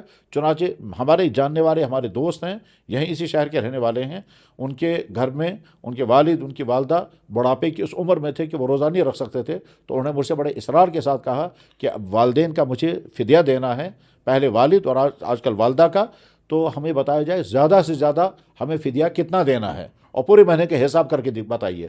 تو چنانچہ ہم نے کشمش کا حساب کیا، اور کشمش کے حساب سے ان کا جو فدیہ بنا ہے وہ 70 سے لے کر 80,000 روپے کا بنا. اور انہیں وعدہ کیا اور شوق کے ساتھ وعدہ کیا کہ میں اگر میری والدہ یا میرے والد روزہ نہیں رکھ پائے تو میں ان کی طرف سے بیسٹ فدیہ ادا کروں گا، اور وہ یہ بنتا ہے. اور کم سے کم جو میں نے ابھی بتایا وہ ہے صدقہ فطر، کم سے کم وہ 3,000 بنتا ہے. یہ بنے گا اگر 100 روپیہ صدقہ فطر ہوا. خواتین جن کا روزہ چھوٹ گیا ہو پریگننسی کی وجہ سے یا بچے کو دودھ پلانے کی وجہ سے، ان خواتین کو آگے چل کے یہ روزے رکھنے پڑیں گے. اور میں بڑی اہمیت کے ساتھ یہ بات کہنا چاہوں گا، کاش یہ تمام ان ہماری بہنوں تک یہ بات پہنچ جائے، اور کسی نہ کسی طرح سے ضرور پہنچ جانی چاہیے کہ ہمارے معاشرے میں بے شمار عورتیں ایسی ہیں جن پر کئی سال کے رمضانوں کے روزے باقی ہیں. یعنی ایسی خواتین بھی ہیں جن کے 10 سال کے رمضانوں کے روزے باقی ہیں. مثلا شادی ہو گئی، رمضان آ گیا، پریگننسی تھی، روزہ چھوڑ دیا، شریعت نے اجازت دی آپ روزہ مت رکھیں. اس کے بعد اگلا رمضان آ گیا تو اسی بچے کو دودھ پلا رہی تھی تو روزہ چھوڑ دیا کیونکہ اسلام نے اجازت دی ہے.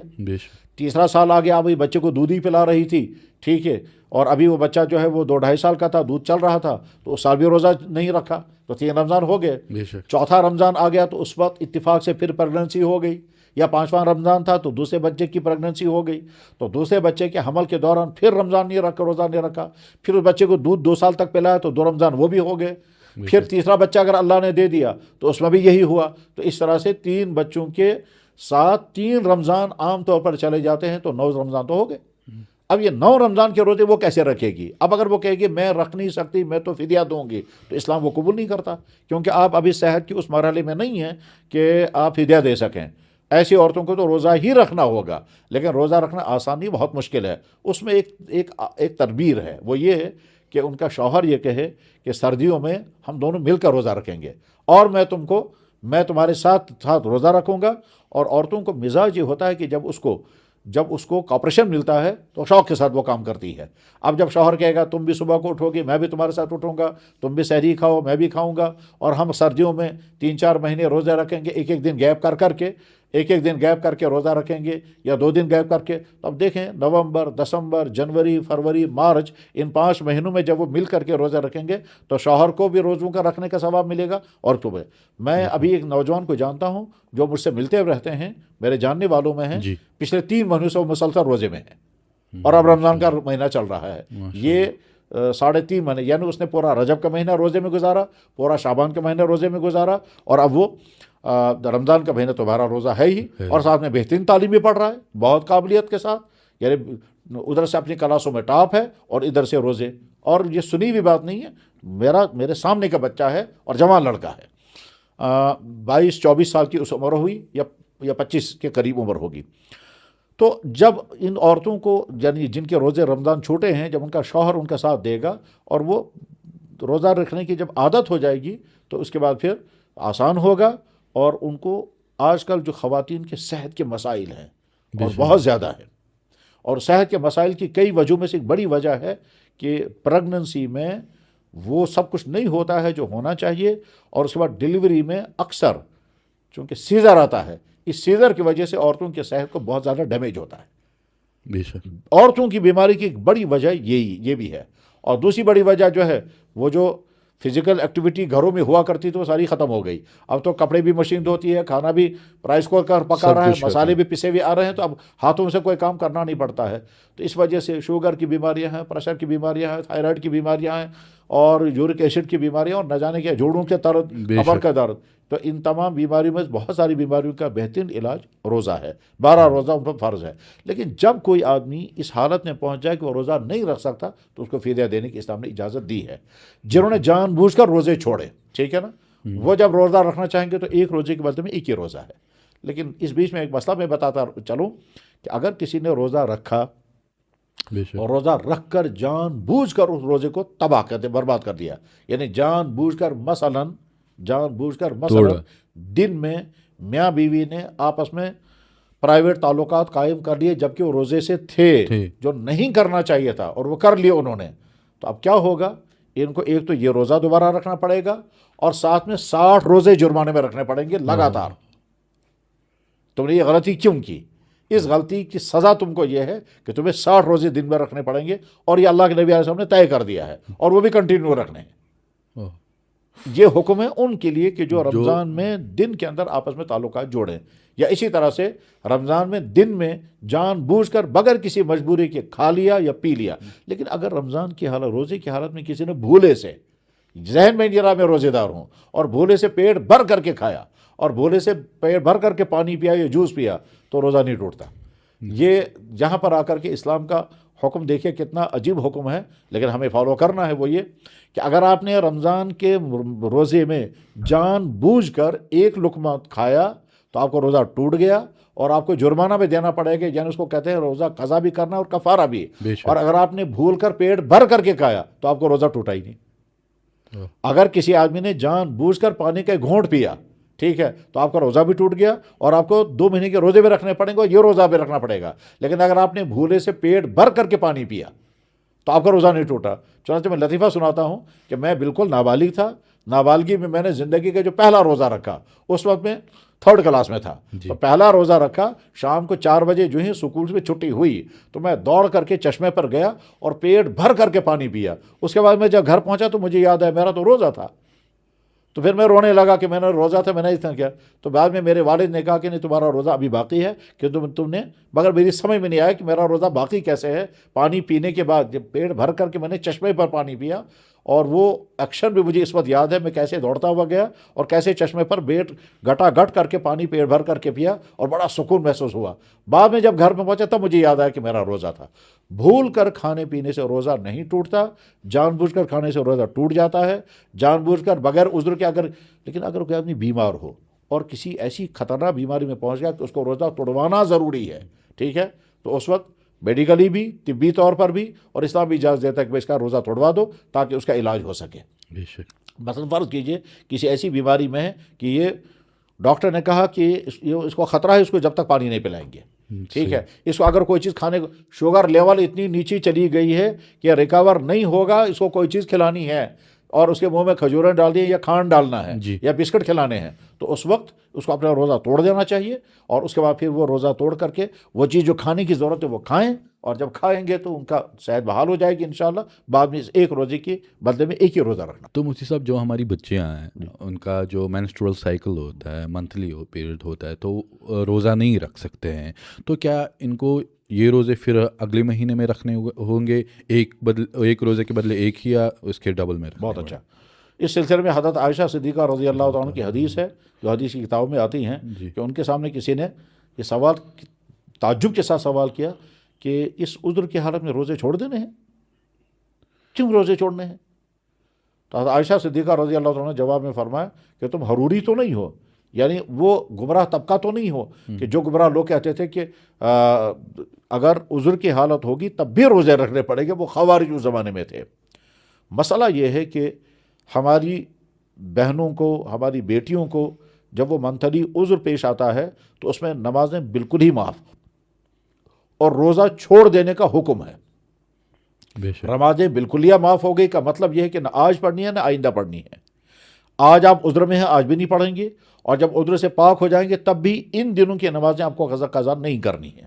لیکن رمضان میں جب عذر ہو جائے گا تو جتنے دن عذر کی حالت میں گزر جائیں اتنے دن یاد رکھنے ہیں، اور جب آپ پاک ہو جائیں گے تو رمضان چل رہا ہوگا، پھر رمضان کے روزے رکھیں گے تو پھر رمضان کے بعد اتنے دنوں کی قضا کرنی ہوگی. مثلا کسی خاتون کو 7 روزے چھوٹ گئے ہیں عذر کی بنا پر، تو رمضان کے بعد وہ یہ 7 دن کے روزے قضا کرے گی. کنٹینیو کرے اس کی بھی اجازت ہے، بلکہ بہتر ہے، اور اگر بیچ میں گیپ کر کے روزہ رکھے گی تو اس کی بھی اجازت ہے.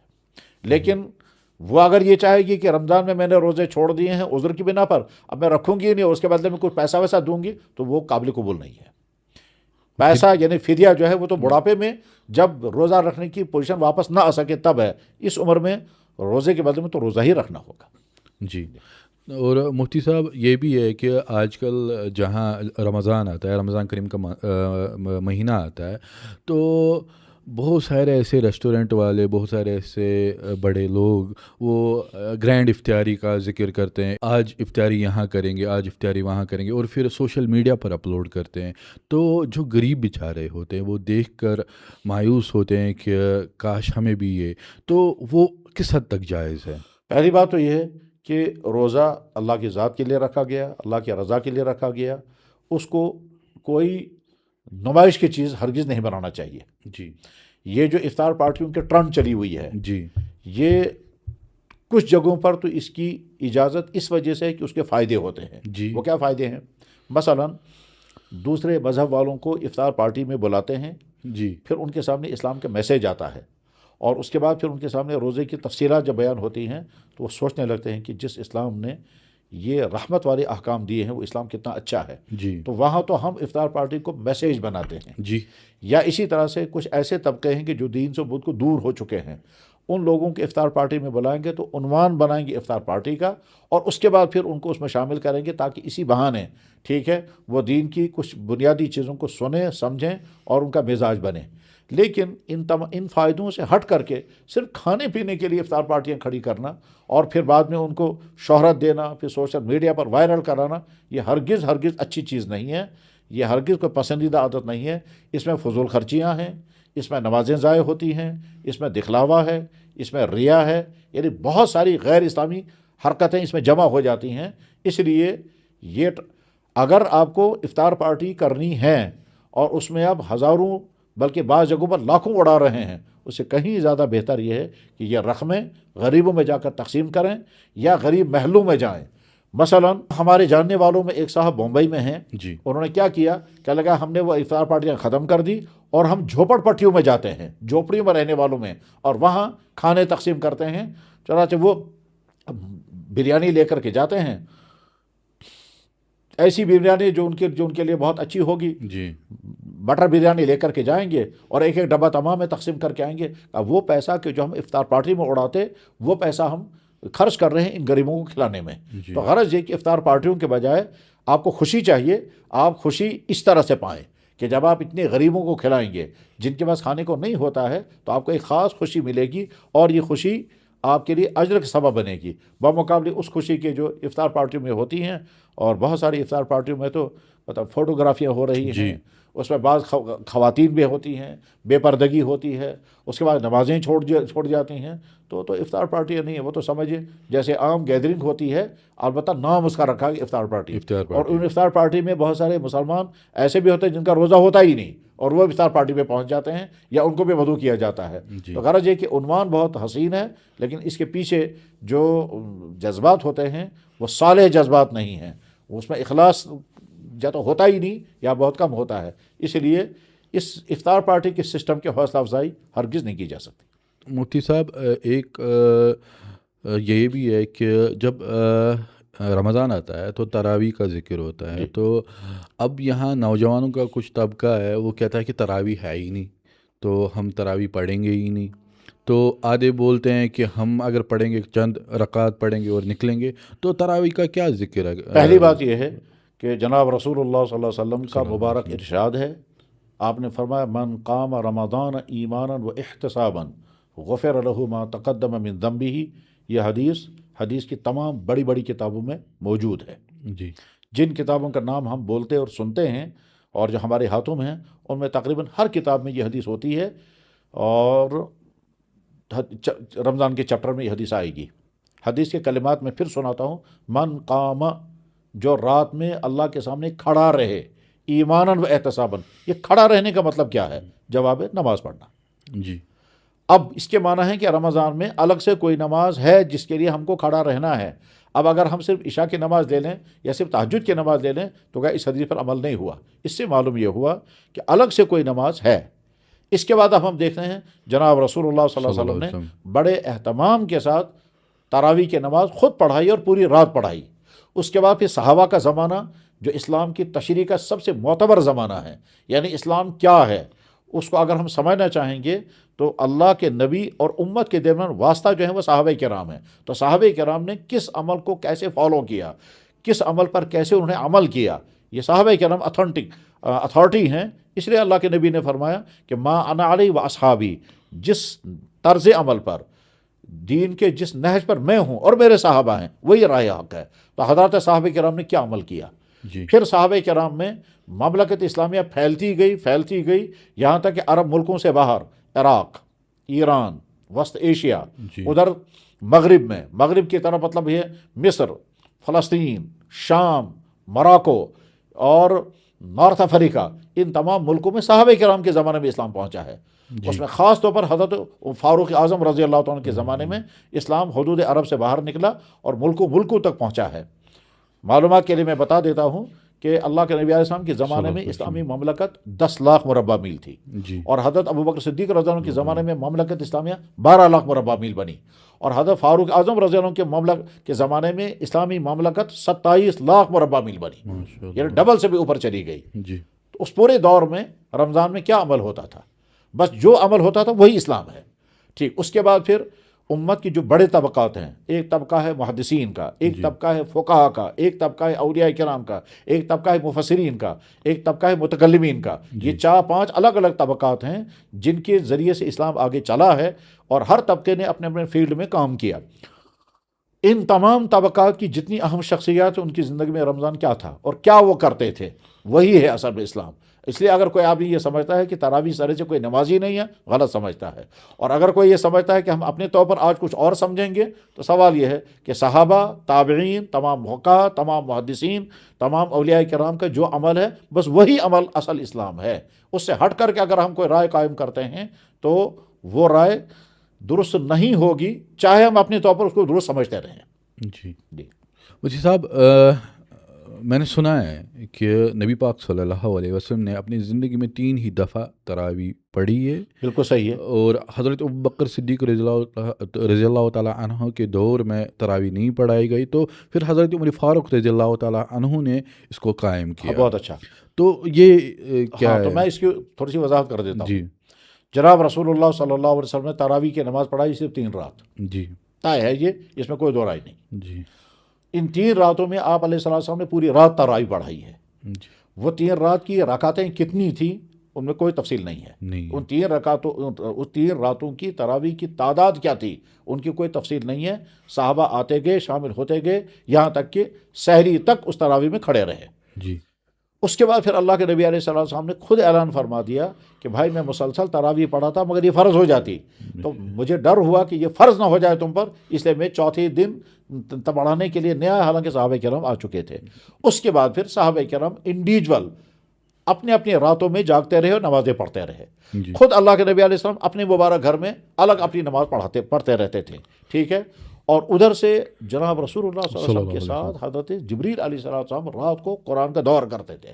یہ بخاری کی حدیث میں ہے کہ حضرت جبریل علیہ السلام آتے تھے اور رات کو نبی علیہ السلام کو قرآن سناتے تھے، حضور سے قرآن سنتے تھے. یدارسہ کا لفظ حدیث میں موجود ہے. بخاری شریف وحی کا بیان پہلا ہی چپٹر ہے، اس میں یہ حدیث موجود ہے کہ حضرت جبریل علیہ السلام یلقاہ، ملاقات کے لیے آتے تھے، فیدارسہ، اور آپ کے ساتھ وہ مدارسہ کرتے تھے. مدارسہ کا مطلب ہوتا ہے سننا اور سنانا. میں سناؤں گا پھر آپ وہی چیز سنائیں گے. حضرت جبریل سناتے تھے اور پھر حضور سے وہی سنتے تھے. تو اللہ کے نبی وسلم کی رات تو اس طرح سے گزرتی تھی. پھر اللہ کے نبی وسلم اپنے گھر میں کتنی تراویح پڑھتے تھے اس کے متعلق حضرت عبداللہ ابن عباس کی حدیث ہے کہ اللہ کے نبی وسلم اپنے گھر میں 20 رکعت تراویح پڑھتے تھے. یہ حضرت عبداللہ ابن عباس کی حدیث ہے، مگر یہ بخاری اور مسلم میں نہیں ہے، دوسری کتابوں میں ہے. جی. پھر جب صدیق اکبر کا زمانہ آیا تو حضرت اکبر رضی اللہ عنہ کے زمانے میں وہی ٹرینڈ رہی. کیا لوگ انڈیویجول طور پر اپنے طور پر رات بھر نمازیں پڑھتے تھے. کون کتنی رکعتیں پڑھتا تھا اس کی کوئی تفصیل نہیں ہے.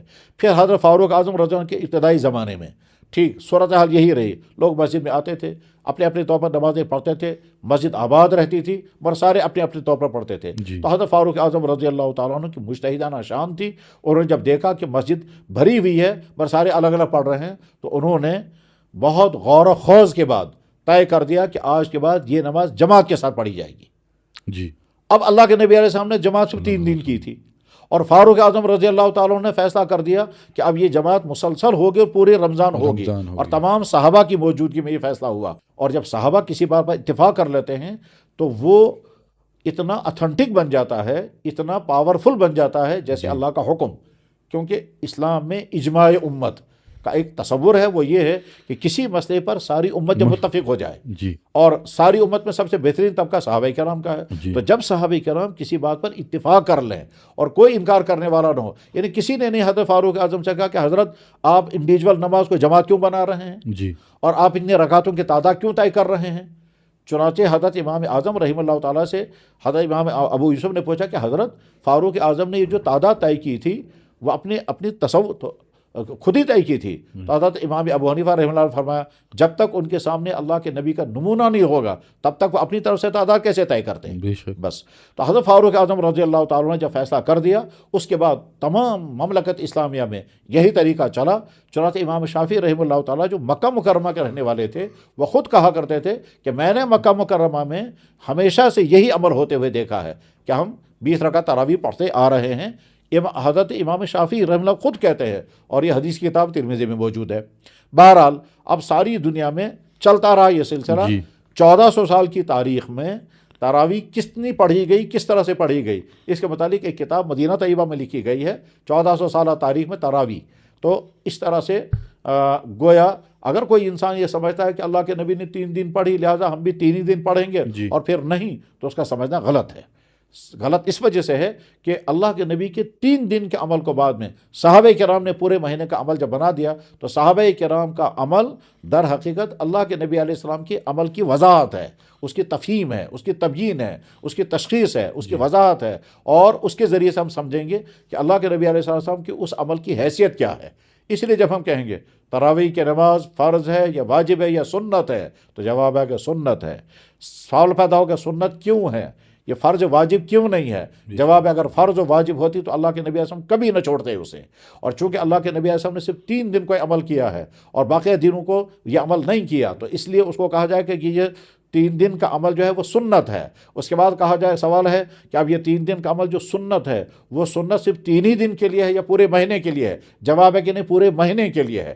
پھر سوال پیدا ہوگا کہ اللہ کے نبی علیہ السلام نے جب 3 ہی دیے تو پورے مہینے کے لیے عمل کیسے سنت بن گیا؟ تو جواب یہ آئے گا کہ اللہ کے نبی علیہ السلام نے فرمایا کہ تم پر میری سنت بھی لازم ہے اور خلفاء راشدین کی سنت بھی لازم ہے، اور خلفاء راشدین میں حضرت فاروق اعظم رضی اللہ عنہ، حضرت عثمان، حضرت علی، یہ دونوں حضرات خود نماز پڑھاتے تھے۔ حضرت عثمان ابن عفان اور حضرت علی رضی اللہ تعالیٰ خود نماز پڑھاتے تھے اور 20 رکعت پڑھاتے تھے۔ تو بہرحال مجھے اس وقت تو اس پہ بحث نہیں کرنی ہے کہ 8 پڑھنی یا بحث، آپ جیسا کہ آپ نے بھی خود ہی کہا تھا کہ ہم مسئلہ کی کنٹروورشل مسائل میں نہیں پڑھنا چاہتے، لیکن آپ نے چونکہ سوال کیا اس تراویح کی تاریخ اور تراویح کی سند، تو اس لیے میں نے یہ تذکرہ کر دیا ہے اتنی تفصیل۔ لیکن اس پر جو باقاعدہ مستند کتابیں لکھی گئی ہیں ان کو پڑھنا چاہیے، اور جیسا کہ میں نے عرض کیا کہ عربی میں کتاب لکھی گئی، مدینہ طیبہ کے ایک جج تھے اور شاید ہو سکتا ہے بھی وہ زندہ ہوں، تو انہوں نے لکھا کہ 1400 سال کی تاریخ میں تراویح کس دور میں کب پڑھی گئی، کیسے پڑھی گئی، ٹھیک۔ اور امام مالک رحمہ اللہ تعالیٰ تو مدینہ طیبہ میں تھے، ان کے زمانے میں تو مدینہ مسجد نبوی میں 36 رکعتیں پڑھی جاتی تھی، 20 رکعتیں امام کے ساتھ اور 16 رکعتیں وہ اپنی الگ الگ پڑھتے تھے، ہر 4 رکعت کے بعد 4 رکعت اپنی اپنی نمازیں پڑھتے تھے، 36 رکعتیں۔ اور امام احمد بن حنبل رحمہ اللہ تعالیٰ کے متعلق تو لکھا ہے کہ وہ 41 رکعتیں پڑھا کرتے تھے۔ یہ اصل میں رمضان کی راتیں جاگنے کی ہیں، عبادت کی ہیں، تو اس پر بحث کرنے کے بجائے کہ ہم اتنی پڑھیں یا اتنی پڑھیں، بحث اس پر ہونی چاہیے کہ شوق کے ساتھ نمازوں میں انسان کھڑے رہیں، طویل نمازیں پڑھیں، اطمینان کے ساتھ پڑھیں، اللہ کو راضی کرنے کے جذبے سے پڑھیں۔ یعنی رمضان میں راتوں کے بہار ہونی چاہیے، اور اس کا بہترین منظر مکہ المکرمہ اور مدینہ طیبہ میں نظر آتا ہے۔ جن لوگوں کو اللہ وہاں جانے کا موقع عطا کرتے ہیں وہ جانتے ہیں کہ مکہ مکرمہ مدینہ طیبہ کا رمضان کیا پربہار رمضان ہوتا ہے کہ صبح کو تمام لوگ سوئے ہوتے ہیں ظہر تک، اور اس کے بعد پھر ایک جیسا دن طلوع ہو گیا اور رات ایسی پر رونق ہوتی ہے، مسجد نبوی میں، خانہ کعبہ میں تراویح بھی ہو رہی ہے، پھر اس کے بعد تلاوتیں ہو رہی ہیں، پھر تہجد کی نماز ہوتی ہے، 1.5-2 گھنٹے تک وہ نماز چلتی رہتی ہے، اور اس تہجد کی نماز میں قرآن پڑھا جاتا ہے، اس قدر پرکشش قرآن ہوتا ہے کہ بہرحال انسان اشش کرتا ہے اور ایمان کا اضافہ ہوتا ہے۔ تو ایسا انسان رمضان میں گزرنا چاہیے۔ اور اس میں بس ایک چیز کا میں ایڈ کروں گا کہ ہمارے معاشرے میں بے شمار لوگ وہ ہیں جو بغیر کسی عذر کے نماز عشاء میں نہیں آتے، تراویح نہیں پڑھتے، اپنے گھروں میں بیٹھے رہیں گے، چائے پیتے رہیں گے، ٹی وی دیکھتے رہیں گے، موبائل چلاتے رہیں گے، وقت برباد کریں گے، لیکن نماز نہیں پڑھیں گے. بے شک. تو بہت حسرت اور افسوس کی بات ہے. تو مفتی صاحب ابھی رمضان چل رہا ہے، تو رمضان میں ایک رات آتی ہے شب قدر. جی رات آتی ہے، لیکن آدھے کہتے ہیں کہ یہ ایک ہی رات ہے، آدھے کہتے ہیں کہ آخری 10 دنوں میں جو تاخرات ہیں ان راتوں میں ہمیں اس کو تلاش کرنا ہے. جی تو آپ اس پر تھوڑا ہاں، اس سلسلے میں عرض کرتا ہوں، شب قدر انتہائی اہم ترین رات ہے. جی اتنی اہم ترین رات جس کے متعلق اللہ تعالیٰ شانہ نے قرآن کریم میں فرمایا جی کہ لیلۃ القدر خیر من الف شہر، کہ شب قدر کی رات 1000 مہینوں سے زیادہ افضل ہے. جی. اور اللہ کے نبی علیہ السلام نے بہت فضیلتیں بیان فرمائی ہیں. من قام لیلۃ القدر، جو لیلۃ القدر میں قیام کرے. اب اس کے بعد سوال یہ کہ لیلۃ القدر کون سی رات ہے؟ جی.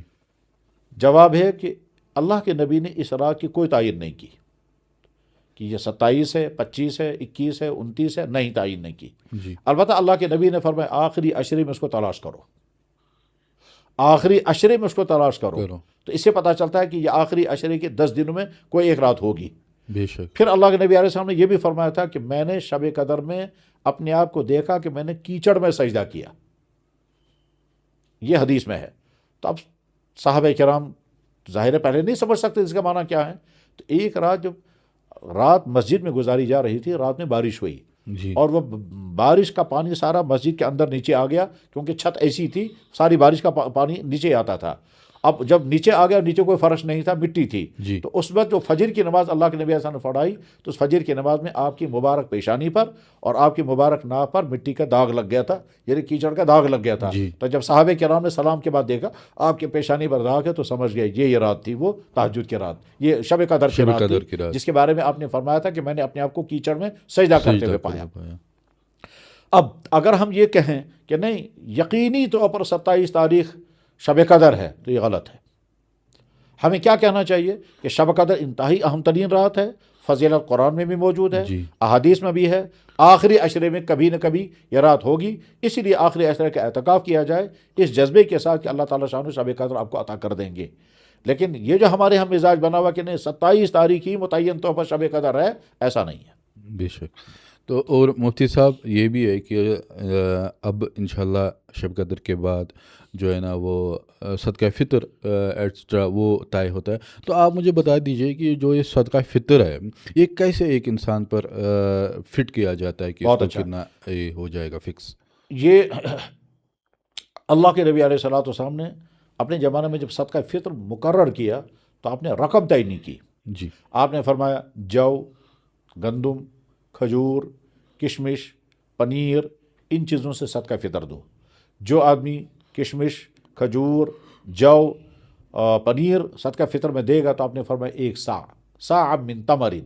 1 سا، یہ 1 سا آج تقریباً 3.5 کلو کے قریب ہوتا ہے. یہ اس زمانے کا ایک پیمانہ تھا. جیسے ہمارے قریب کے زمانے میں پیمانے ہوا کرتے تھے سیر، چھٹانگ اور من. اور آج کے زمانے میں ہے گرام اور کلو گرام. تو اسی طرح سے اللہ کے نبی علیہ السلام کے زمانے میں جو پیمانے تھے ان پیمانوں میں ہوتا تھا ایک رطل، مد اور سا. تو یہ سا جو ہے یہ تقریباً 3.5 کلو کے قریب بنتا ہے. جی. تو گویا آپ نے یہ فرمایا کہ صدقہ فطر ادا کرو 3.5 کلو، یعنی 1 سا کھجوریں، جی. یا کشمش اور یا جو یا ان کا آٹا. ٹھیک. اس کے بعد پھر گندم اسی کے قائم مقام ہے، لیکن گندم جو ہے وہ آدھا سا ہوگا، کیونکہ گندم کی قیمت جو کے برابر اس وقت ہوتی تھی کہ مثلا گندم ہوگا 1 کلو، جو بنے گا 2 کلو، تب یہ برابری ہوتی تھی. جی. تو حضرت امیر معاویہ رضی اللہ تعالیٰ عنہ کے عہد میں اس کا فیصلہ ہوا کہ اگر کوئی انسان جو دے گا صدقہ فطر میں تو 1 سا دے گا، اور اگر کوئی انسان گندم دے گا تو نصف سا دے گا، آدھا سا. یہاں ہم جن ملکوں میں جن علاقوں میں رہتے ہیں یہاں کی غذا چاول ہے اور روٹی ہے، اور روٹی بھی گندم کی ہوتی ہے، لہذا یہاں کے لیے صدقہ فطر کیا ہے؟ نصف سا. اب یہ نصف سا صدقہ فطر گندم، اس کی قیمت کتنی بنے گی؟ جی تو ظاہر ہے ہر سال قیمتیں اوپر نیچے ہوتی رہتی ہیں. جی اسے جو ہی رمضان آتا ہے تو ہمارے ماہرین جس میں مفتی حضرات ہوتے ہیں وہ آپس میں مشورہ کر کے پھر طے کرتے ہیں کہ اس سال بازار میں آٹے کا جو ریٹ ہے، بازار کا ریٹ، جی کنٹرول ریٹ نہیں جی یا گورنمنٹ کے راشن گھاٹوں کا ریٹ نہیں، بلکہ بازار میں بکنے والا آٹا اس کا ریٹ کیا ہے. اور آٹے کئی قسم کے ہوتے ہیں، تو جو آٹا زیادہ استعمال ہوتا ہو اس آٹے کی ریٹ کیا ہے، یا جو آدمی اپنے گھر میں جو والا آٹا استعمال کرتا ہے اس آٹے کا ریٹ کیا ہے، اس ریٹ کو سامنے رکھ کر کے طے کرتے ہیں کہ 1.25 کلو گندم تقریباً یا اس کا آٹا، اس کا جو ریٹ بنے گا وہی ریٹ ایک صدقہ فطر ہوگا. چنانچہ ابھی اسے رمضان میں ہمارے مفتی حضرات آپس میں مشورہ کر کے اور ریٹ معلوم کر کے پھر طے کریں گے کہ صاحب 70 روپیہ ہے، 75 ہے، 80 ہے، 90 ہے، اور پھر اعلان کر دیں گے ایک آدمی صدقہ فطر اپنی طرف سے 90 روپے ادا کرے گا مثلا. تو اب آپ کو کیا کرنا ہوگا؟ آپ کو اپنی طرف سے صدقہ فطر ادا کرنا ہوگا، اپنی بیوی کی طرف، اپنی اولاد کی طرف سے، اپنی بیوی بچوں کی طرف سے. تو مثلا فرض کیجئے آپ اپنے گھر میں 5 آدمی ہیں تو آپ اپنا صدقہ فطر ادا کریں گے 80 یا 90 روپے جو بھی ہوگا، اپنے بچوں کی طرف سے صدقہ فطر ادا کریں گے 80 90 جو بھی ہوگا، اور ٹوٹل جو رقم بنے گی. یہ صدقہ فطر کب ادا کرنا ہے؟ تو جواب ہے رمضان شروع ہونے سے ہی صدقہ فطر آپ ادا کر سکتے ہیں، لیکن اور آخری ٹائم اس کا ہے عید کی نماز سے پہلے ہے، تاکہ غریبوں تک یہ پیسہ پہنچ جائے اور وہ اس سے اپنے گھر کی ضروریات پوری کر سکیں. اس میں ایک بات ایڈ کرنا چاہوں گا، ہمارے بہت سارے ادارے، فلاحی ادارے، بیت المال، یتیم خانے صدقہ فطر وصول کرتے ہیں اور اپنے پاس ڈمپ رکھتے ہیں جی اور وہ غریبوں تک پہنچاتے نہیں ہیں. میں بڑی اہمیت کے ساتھ یہ بات کہنا چاہوں گا کہ جو ادارے صدقہ فطر جمع کرتے ہیں وہ ادارے جتنا جلد ہو سکے غریبوں تک صدقہ فطر پہنچا دیں. دیجیے. البتہ مدرسے والوں کے پاس چونکہ اس وقت بچے یا تو ہوتے ہی نہیں ہیں یا کم ہوتے ہیں، تو وہ کوشش یہ کرتے ہیں کہ صدقہ فطر عید سے پہلے بچوں پر خرچ ہو جائے.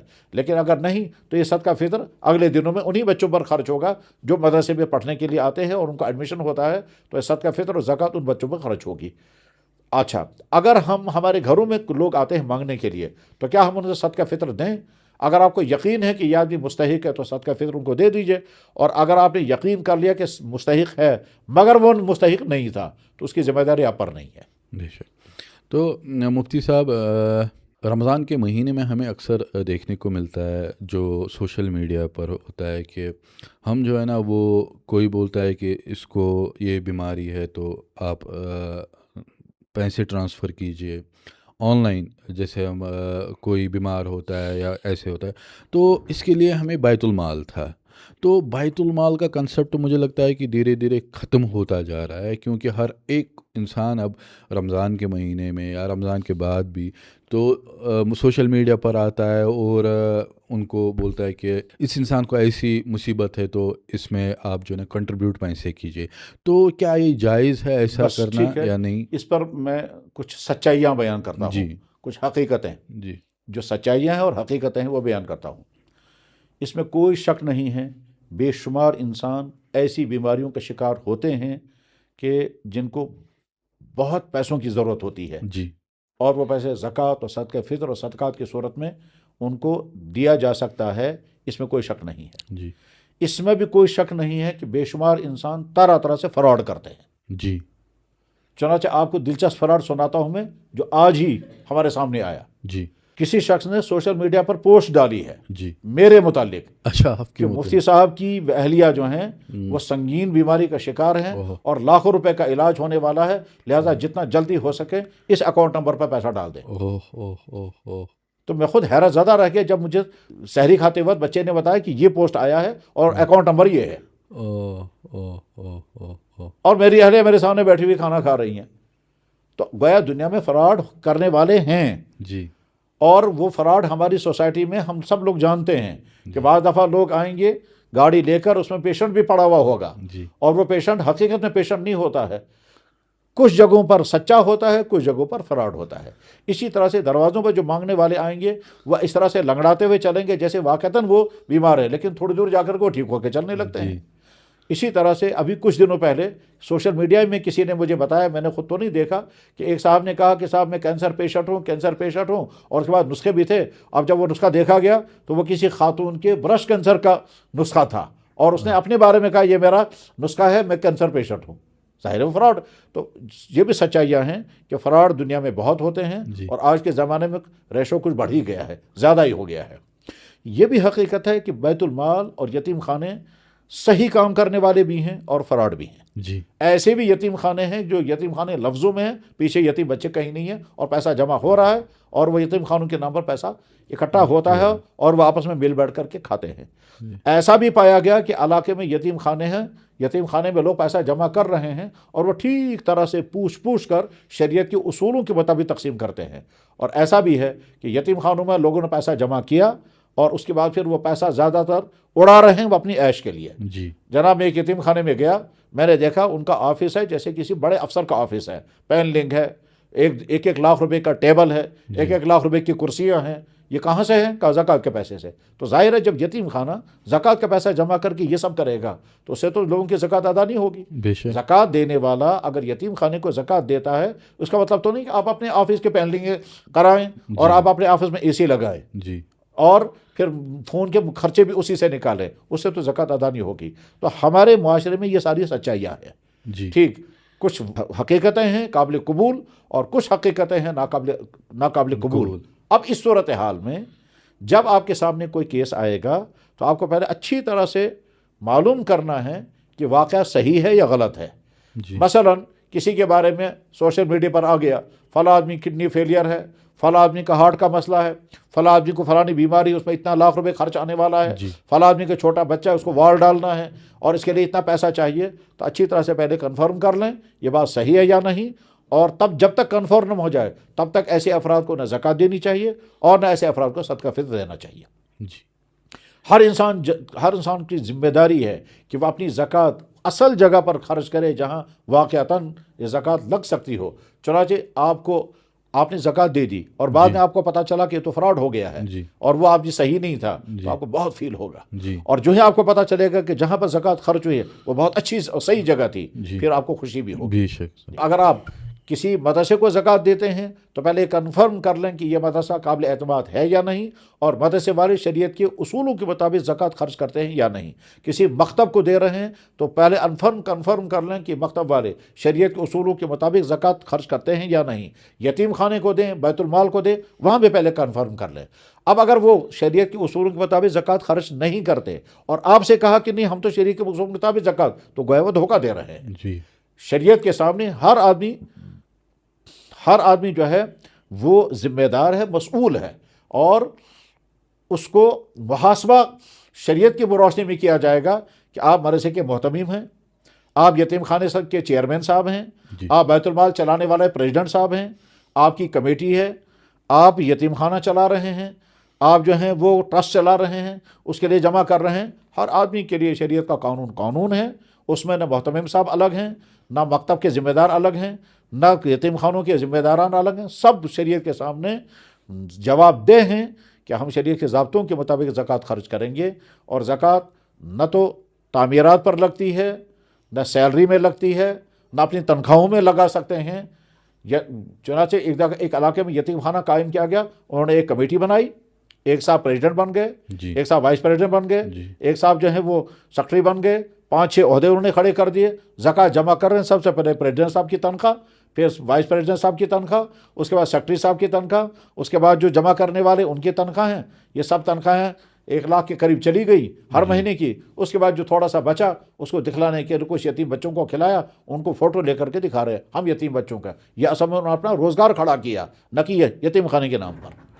اسی طرح سے جو یتیم خانے والے یہ سمجھتے ہیں کہ ہم اپنے ملازمین کو تنخواہ دیں گے اور قرآن کی آیت سے استدلال کر کے کہتے ہیں عاملین ہے. یہ جواب ہے ہرگز نہیں ہے. عاملین کا مطلب اسلامی حکومت میں جو اسلامی بیت المال ہوا کرتا تھا، اس اسلامی بیت المال کے ادارے کے لیے امیر المومنین کی طرف سے جب افراد طے کیے جاتے تھے اور وہ زکوٰۃ وصول کر کے لاتے تھے، اس وقت اس کا فیصلہ ہوتا تھا. ہم چند آدمی مل کر بیت المال کھڑا کریں اور اس کا پھر اپنی تنخواہیں اس سے وصول کریں، وہ درست نہیں ہے.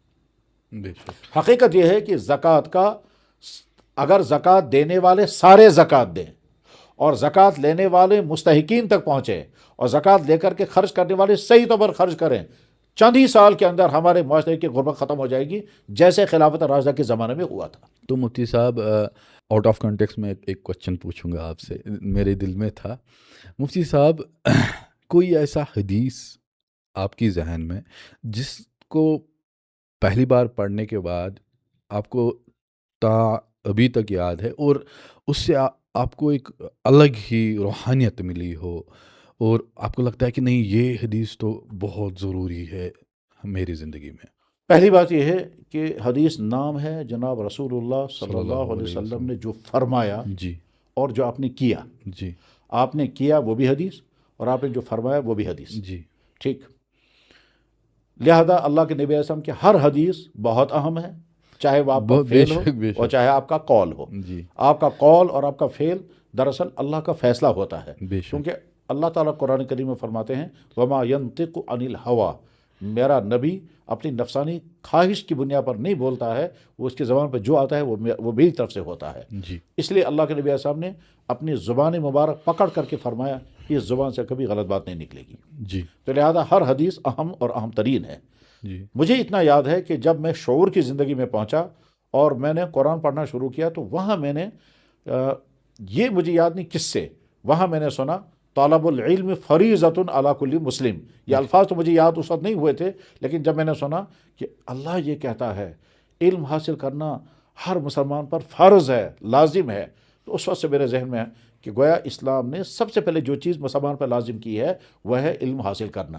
جی اب علم سے مراد کون سا علم ہے؟ تو جواب علم سے مراد ہے علم دین، کیونکہ دین کے مطابق آپ کو زندگی گزارنی ہے، چاہے آپ پھر بہت اونچے عہدے پر ہوں، چاہے بہت بڑے سکالر ہوں، چاہے بالکل ہی ان پڑھ ہوں، اور چاہے بالکل مزدوری قسم کے ہوں، دین کے مطابق آپ کو زندگی گزارنی ہے، تو علم دین حاصل کرنا ہر مسلمان پر فرض ہے۔ اس کے بعد اس وقت جو ایک غلطی رہی تھی مجھے وہ یہ کہ میں اس وقت سمجھتا تھا حدیث اس طرح سے ہے، جی علم دین حاصل کرنا ہر مسلمان مرد اور عورت پر فرض ہے۔ حقیقت یہی ہے کہ علم دین حاصل کرنا ہر مسلمان مرد اور عورت پر فرض ہے، لیکن حدیث میں جو الفاظ ہیں وہ اتنا ہی ہیں، طالب العلم فریضۃ علی کل مسلم، علم دین حاصل کرنا ہر مسلمان پر فرض ہے، فرض وہاں ہے۔ عورت کا لفظ ساتھ میں نہیں ہے۔ اس کا مطلب یہ نہیں کہ عورت پر فرض نہیں ہے، عورت پر بھی فرض ہے۔ تو جو سب سے پہلی حدیث مجھے یاد ہے میں نے سنی اور میں نے اس کو محسوس کیا کہ مجھے علم دین پڑھنا چاہیے، وہ یہی حدیث ہے، اور یہی ہم سب کے لیے میسیج ہے، والدین کے لیے، کہ آپ اپنے بچوں کو شوق کے ساتھ اچھے سے اچھے سکول میں پڑھائیں، شوق کے ساتھ اچھے اچھے کالج میں پڑھائیں، شوق کے ساتھ اچھے اپنے بچوں کو ڈگریاں کرائیں، جی مگر ساتھ میں یہ بھی سوچیں آپ اپنے بچوں کو دین کا علم کتنا سکھا رہے ہیں۔ مفتی صاحب ابھی کنکلیوڈ کرتے ہیں، کیونکہ یہ بہت ہی لمبا پوڈ کاسٹ ہوا، اور خاص کر بہت سوالات تھے، لیکن وہ میں اس پوڈ کاسٹ میں نہیں کہہ سکتا ہوں، کیونکہ اس کے لیے پھر آلموسٹ 10-15 گھنٹے چاہیے، اور آپ کا بھی جو ٹائم ہے وہ مخصوصاً ہے۔ مفتی صاحب لاسٹ میں ہمارے اس پوڈ کاسٹ میں کوئی میسیج دینا چاہتے ہو آپ لوگوں کو؟ میسیج تو بہت ساری ہیں جس کی ہمارے سماج کو ضرورت ہے، بے شک اور ہر طبقے کو الگ الگ ضرورت ہے۔ علماء کو میسیج دی جانی چاہیے کہ وہ دین کا اصل کام کریں اور وہ دین کے منفی کاموں سے اپنے آپ کو بچائیں۔ جی جو اونچے عہدوں پر ہمارے بھائی ہیں ان کو میں میسیج دینا چاہوں گا، اپنے عہدوں کا صحیح استعمال کریں، اپنے عہدوں کا غلط استعمال نہ کریں، نہ اپنے عہدوں کا غلط استعمال کریں اور نہ غلط کام کے لیے اپنے آپ کو استعمال ہونے دیں، جی نہ خود استعمال کریں اور نہ اپنے آپ کو استعمال ہونے دیں کسی غلط چیز کے لیے۔ جی جب اس کی تفصیل جاننا چاہیں گے تو ہو سکتا ہے ذہن وہاں تک پہنچے گا کہ ہمارے کتنے بھائی چھوٹے اور بڑے کتنی غلط جگہوں کے لیے استعمال ہو جاتے ہیں، جی اور کبھی ان کو پتہ رہتا ہے یا نہیں رہتا۔ اسی طرح سے ہماری جو خواتین ہیں ان کے نام میسیج یہ ہے کہ آپ اپنے بدن کو سجا کر کے اور قیمتی میک اپ کر کے جی اپنی خوشیاں تو پا لیتی ہیں، لیکن ساتھ میں گویا آپ تمام مردوں کو گنہگار کرنے کا کام کر رہی ہیں۔ جی آپ پرکشش لباس پہن کر کے دراصل انڈائریکٹلی مردوں سے کہتے ہیں تمہاری آنکھیں گنہگار ہو جانی چاہیے، جی اور ہو سکتا ہے تم میں سے کچھ ہمارا پیچھا بھی کرنے لگیں۔ بے تو شک میسیج عورتوں کو خود سمجھ لینا چاہیے اس میں ان کو کیا میسیج مل رہا ہے۔ جی اسی طرح سے والدین سے میں کہنا چاہوں گا کہ آپ کے بیٹے اور آپ کی بیٹیاں آپ کے لیے نعمت بھی ہیں اور آپ کے لیے امتحان بھی ہے۔ جی نعمت اس لیے ہے کہ اولاد ہے اور اولاد نعمت ہے، جی امتحان اس لیے ہے کہ کیا آپ اپنی اولاد کی صحیح تربیت کرنے میں کامیاب ہو گئے، کیا آپ اپنی اولاد کو ان تمام خرابیوں سے بچانے میں کامیاب ہیں جن خرابیوں کا شکار آج کی نئی نسل لڑکے اور لڑکیاں ہو رہے ہیں، اور خاص طور پر وہ بچے جو گھروں سے باہر ہیں، جو کشمیر سے باہر ہیں، وہ جن خرابیوں میں ہیں۔ والدین کے نام میسیج یہ ہے کہ آپ آنکھ بند کر کے مت رکھیں، آپ آنکھیں کھلی رکھیں، اور یہ مت سمجھیں کہ ہمارا بیٹا اور ہماری بیٹی بگڑ نہیں رہے ہیں، ہو سکتا ہے کہ آپ کی امیدیں کچھ اور ہوں اور وہاں حقیقتیں کچھ اور ہوں. اور یہ میں سنتا ہوں انہی نوجوان لڑکوں اور لڑکیوں سے جو انہی معاشروں میں رہ رہے ہیں, انہی اداروں میں کام کر رہے ہیں, جی انہی تعلیمی اداروں میں پڑھا رہے ہیں, جہاں ان کے دوسرے کشمیری بھائی اور بہن وہ سب کچھ کر رہے ہیں جن کا زبان پر تذکرہ کرنا بھی مشکل ہے. اور مالداروں سے میں کہوں گا کہ آپ اپنی دولت کو عیش پرستی میں, اسراف میں, فضول خرچی میں, نمائش میں برباد مت کریں, بلکہ اپنی دولت سے خود فائدہ اٹھائیں جتنا اٹھا سکتے ہوں.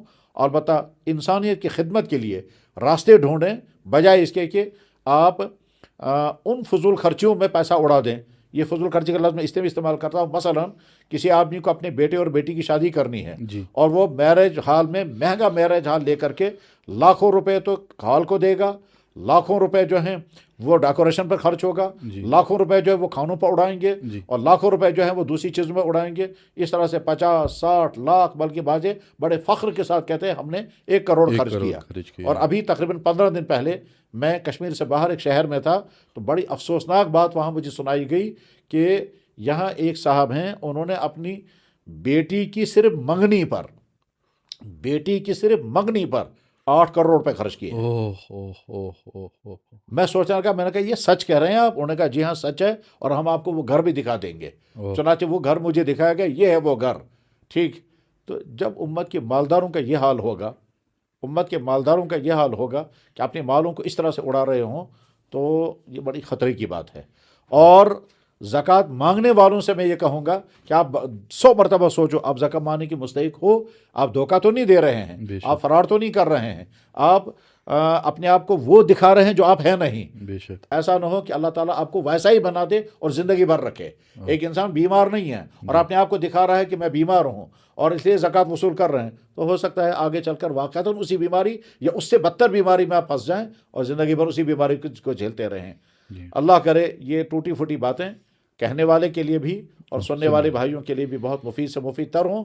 اور میں آپ کے واسطے سے سننے والوں کا شکریہ ادا کرتا ہوں, اور سننے والوں تک یہ میسیج آپ کے ذریعے سے پہنچا تو آپ کا بھی بہت بہت شکریہ. اللہ تعالیٰ بہت خوش رکھے, بہت کامیابی عطا فرمائے, بہت بلندوں تک پہنچائے, اور آپ کا یہ ادارہ جو ہیں وہ یہاں کے لوگوں کے لیے پازیٹیو اور کنسٹرکٹیو میسیج کا ذریعہ بنے. انشاءاللہ. تو مفتی صاحب, جب میں نے اپنے ایک دوست سے کہا کہ آپ یہاں آ رہے ہو, تو انہوں نے آپ کے لیے یہ گفٹ بھیجا ہے. اس کی کوئی ضرورت نہیں تھی یہاں آنا ہی, اور چونکہ دین کی بات کرنا جو ہے وہ اللہ سعادت مندی کی بات ہے, اس پہ نہ کسی گفٹ کی ضرورت ہے, نہ کسی کمیشن کی ضرورت ہے. نہیں, وہ بات صحیح ہے, انہوں نے یہ بھیجا کیونکہ ان کے آپ چہیتے ہو, وہ آپ کو دیکھتے ہیں, سنتے ہیں, بہت خوش رکھے. تو انہوں نے کہا کہ مفتی صاحب کو یہ میری طرف سے ضرور دینا, اور خاص کر یہ ان کا یہ سویٹ ہے, تو یہ شوگر فری ہے, اس میں کچھ بھی سویٹ نہیں ہے, بس شوگر فری ہے آپ کے لیے. اور میں بہت خوش ہوں کہ آپ میرے اس پوڈ کاسٹ میں آئے, بیکاز بچپن سے آپ کو دیکھ رہا ہوں, اور خاص کر آپ کے بیانات جو ہے نا وہ مجھے بہت ہی زیادہ پسند آتے ہیں. شکریہ مفتی صاحب. اگلی بار ہم کن مسائل پر مفتی صاحب سے بات کریں وہ بھی مجھے کہہ دینا. باقی میں لاسٹ میں یہ کہوں گا کہ خوش روزیو, خوشحال روزیو, کشمیر آلویز زندہ باد.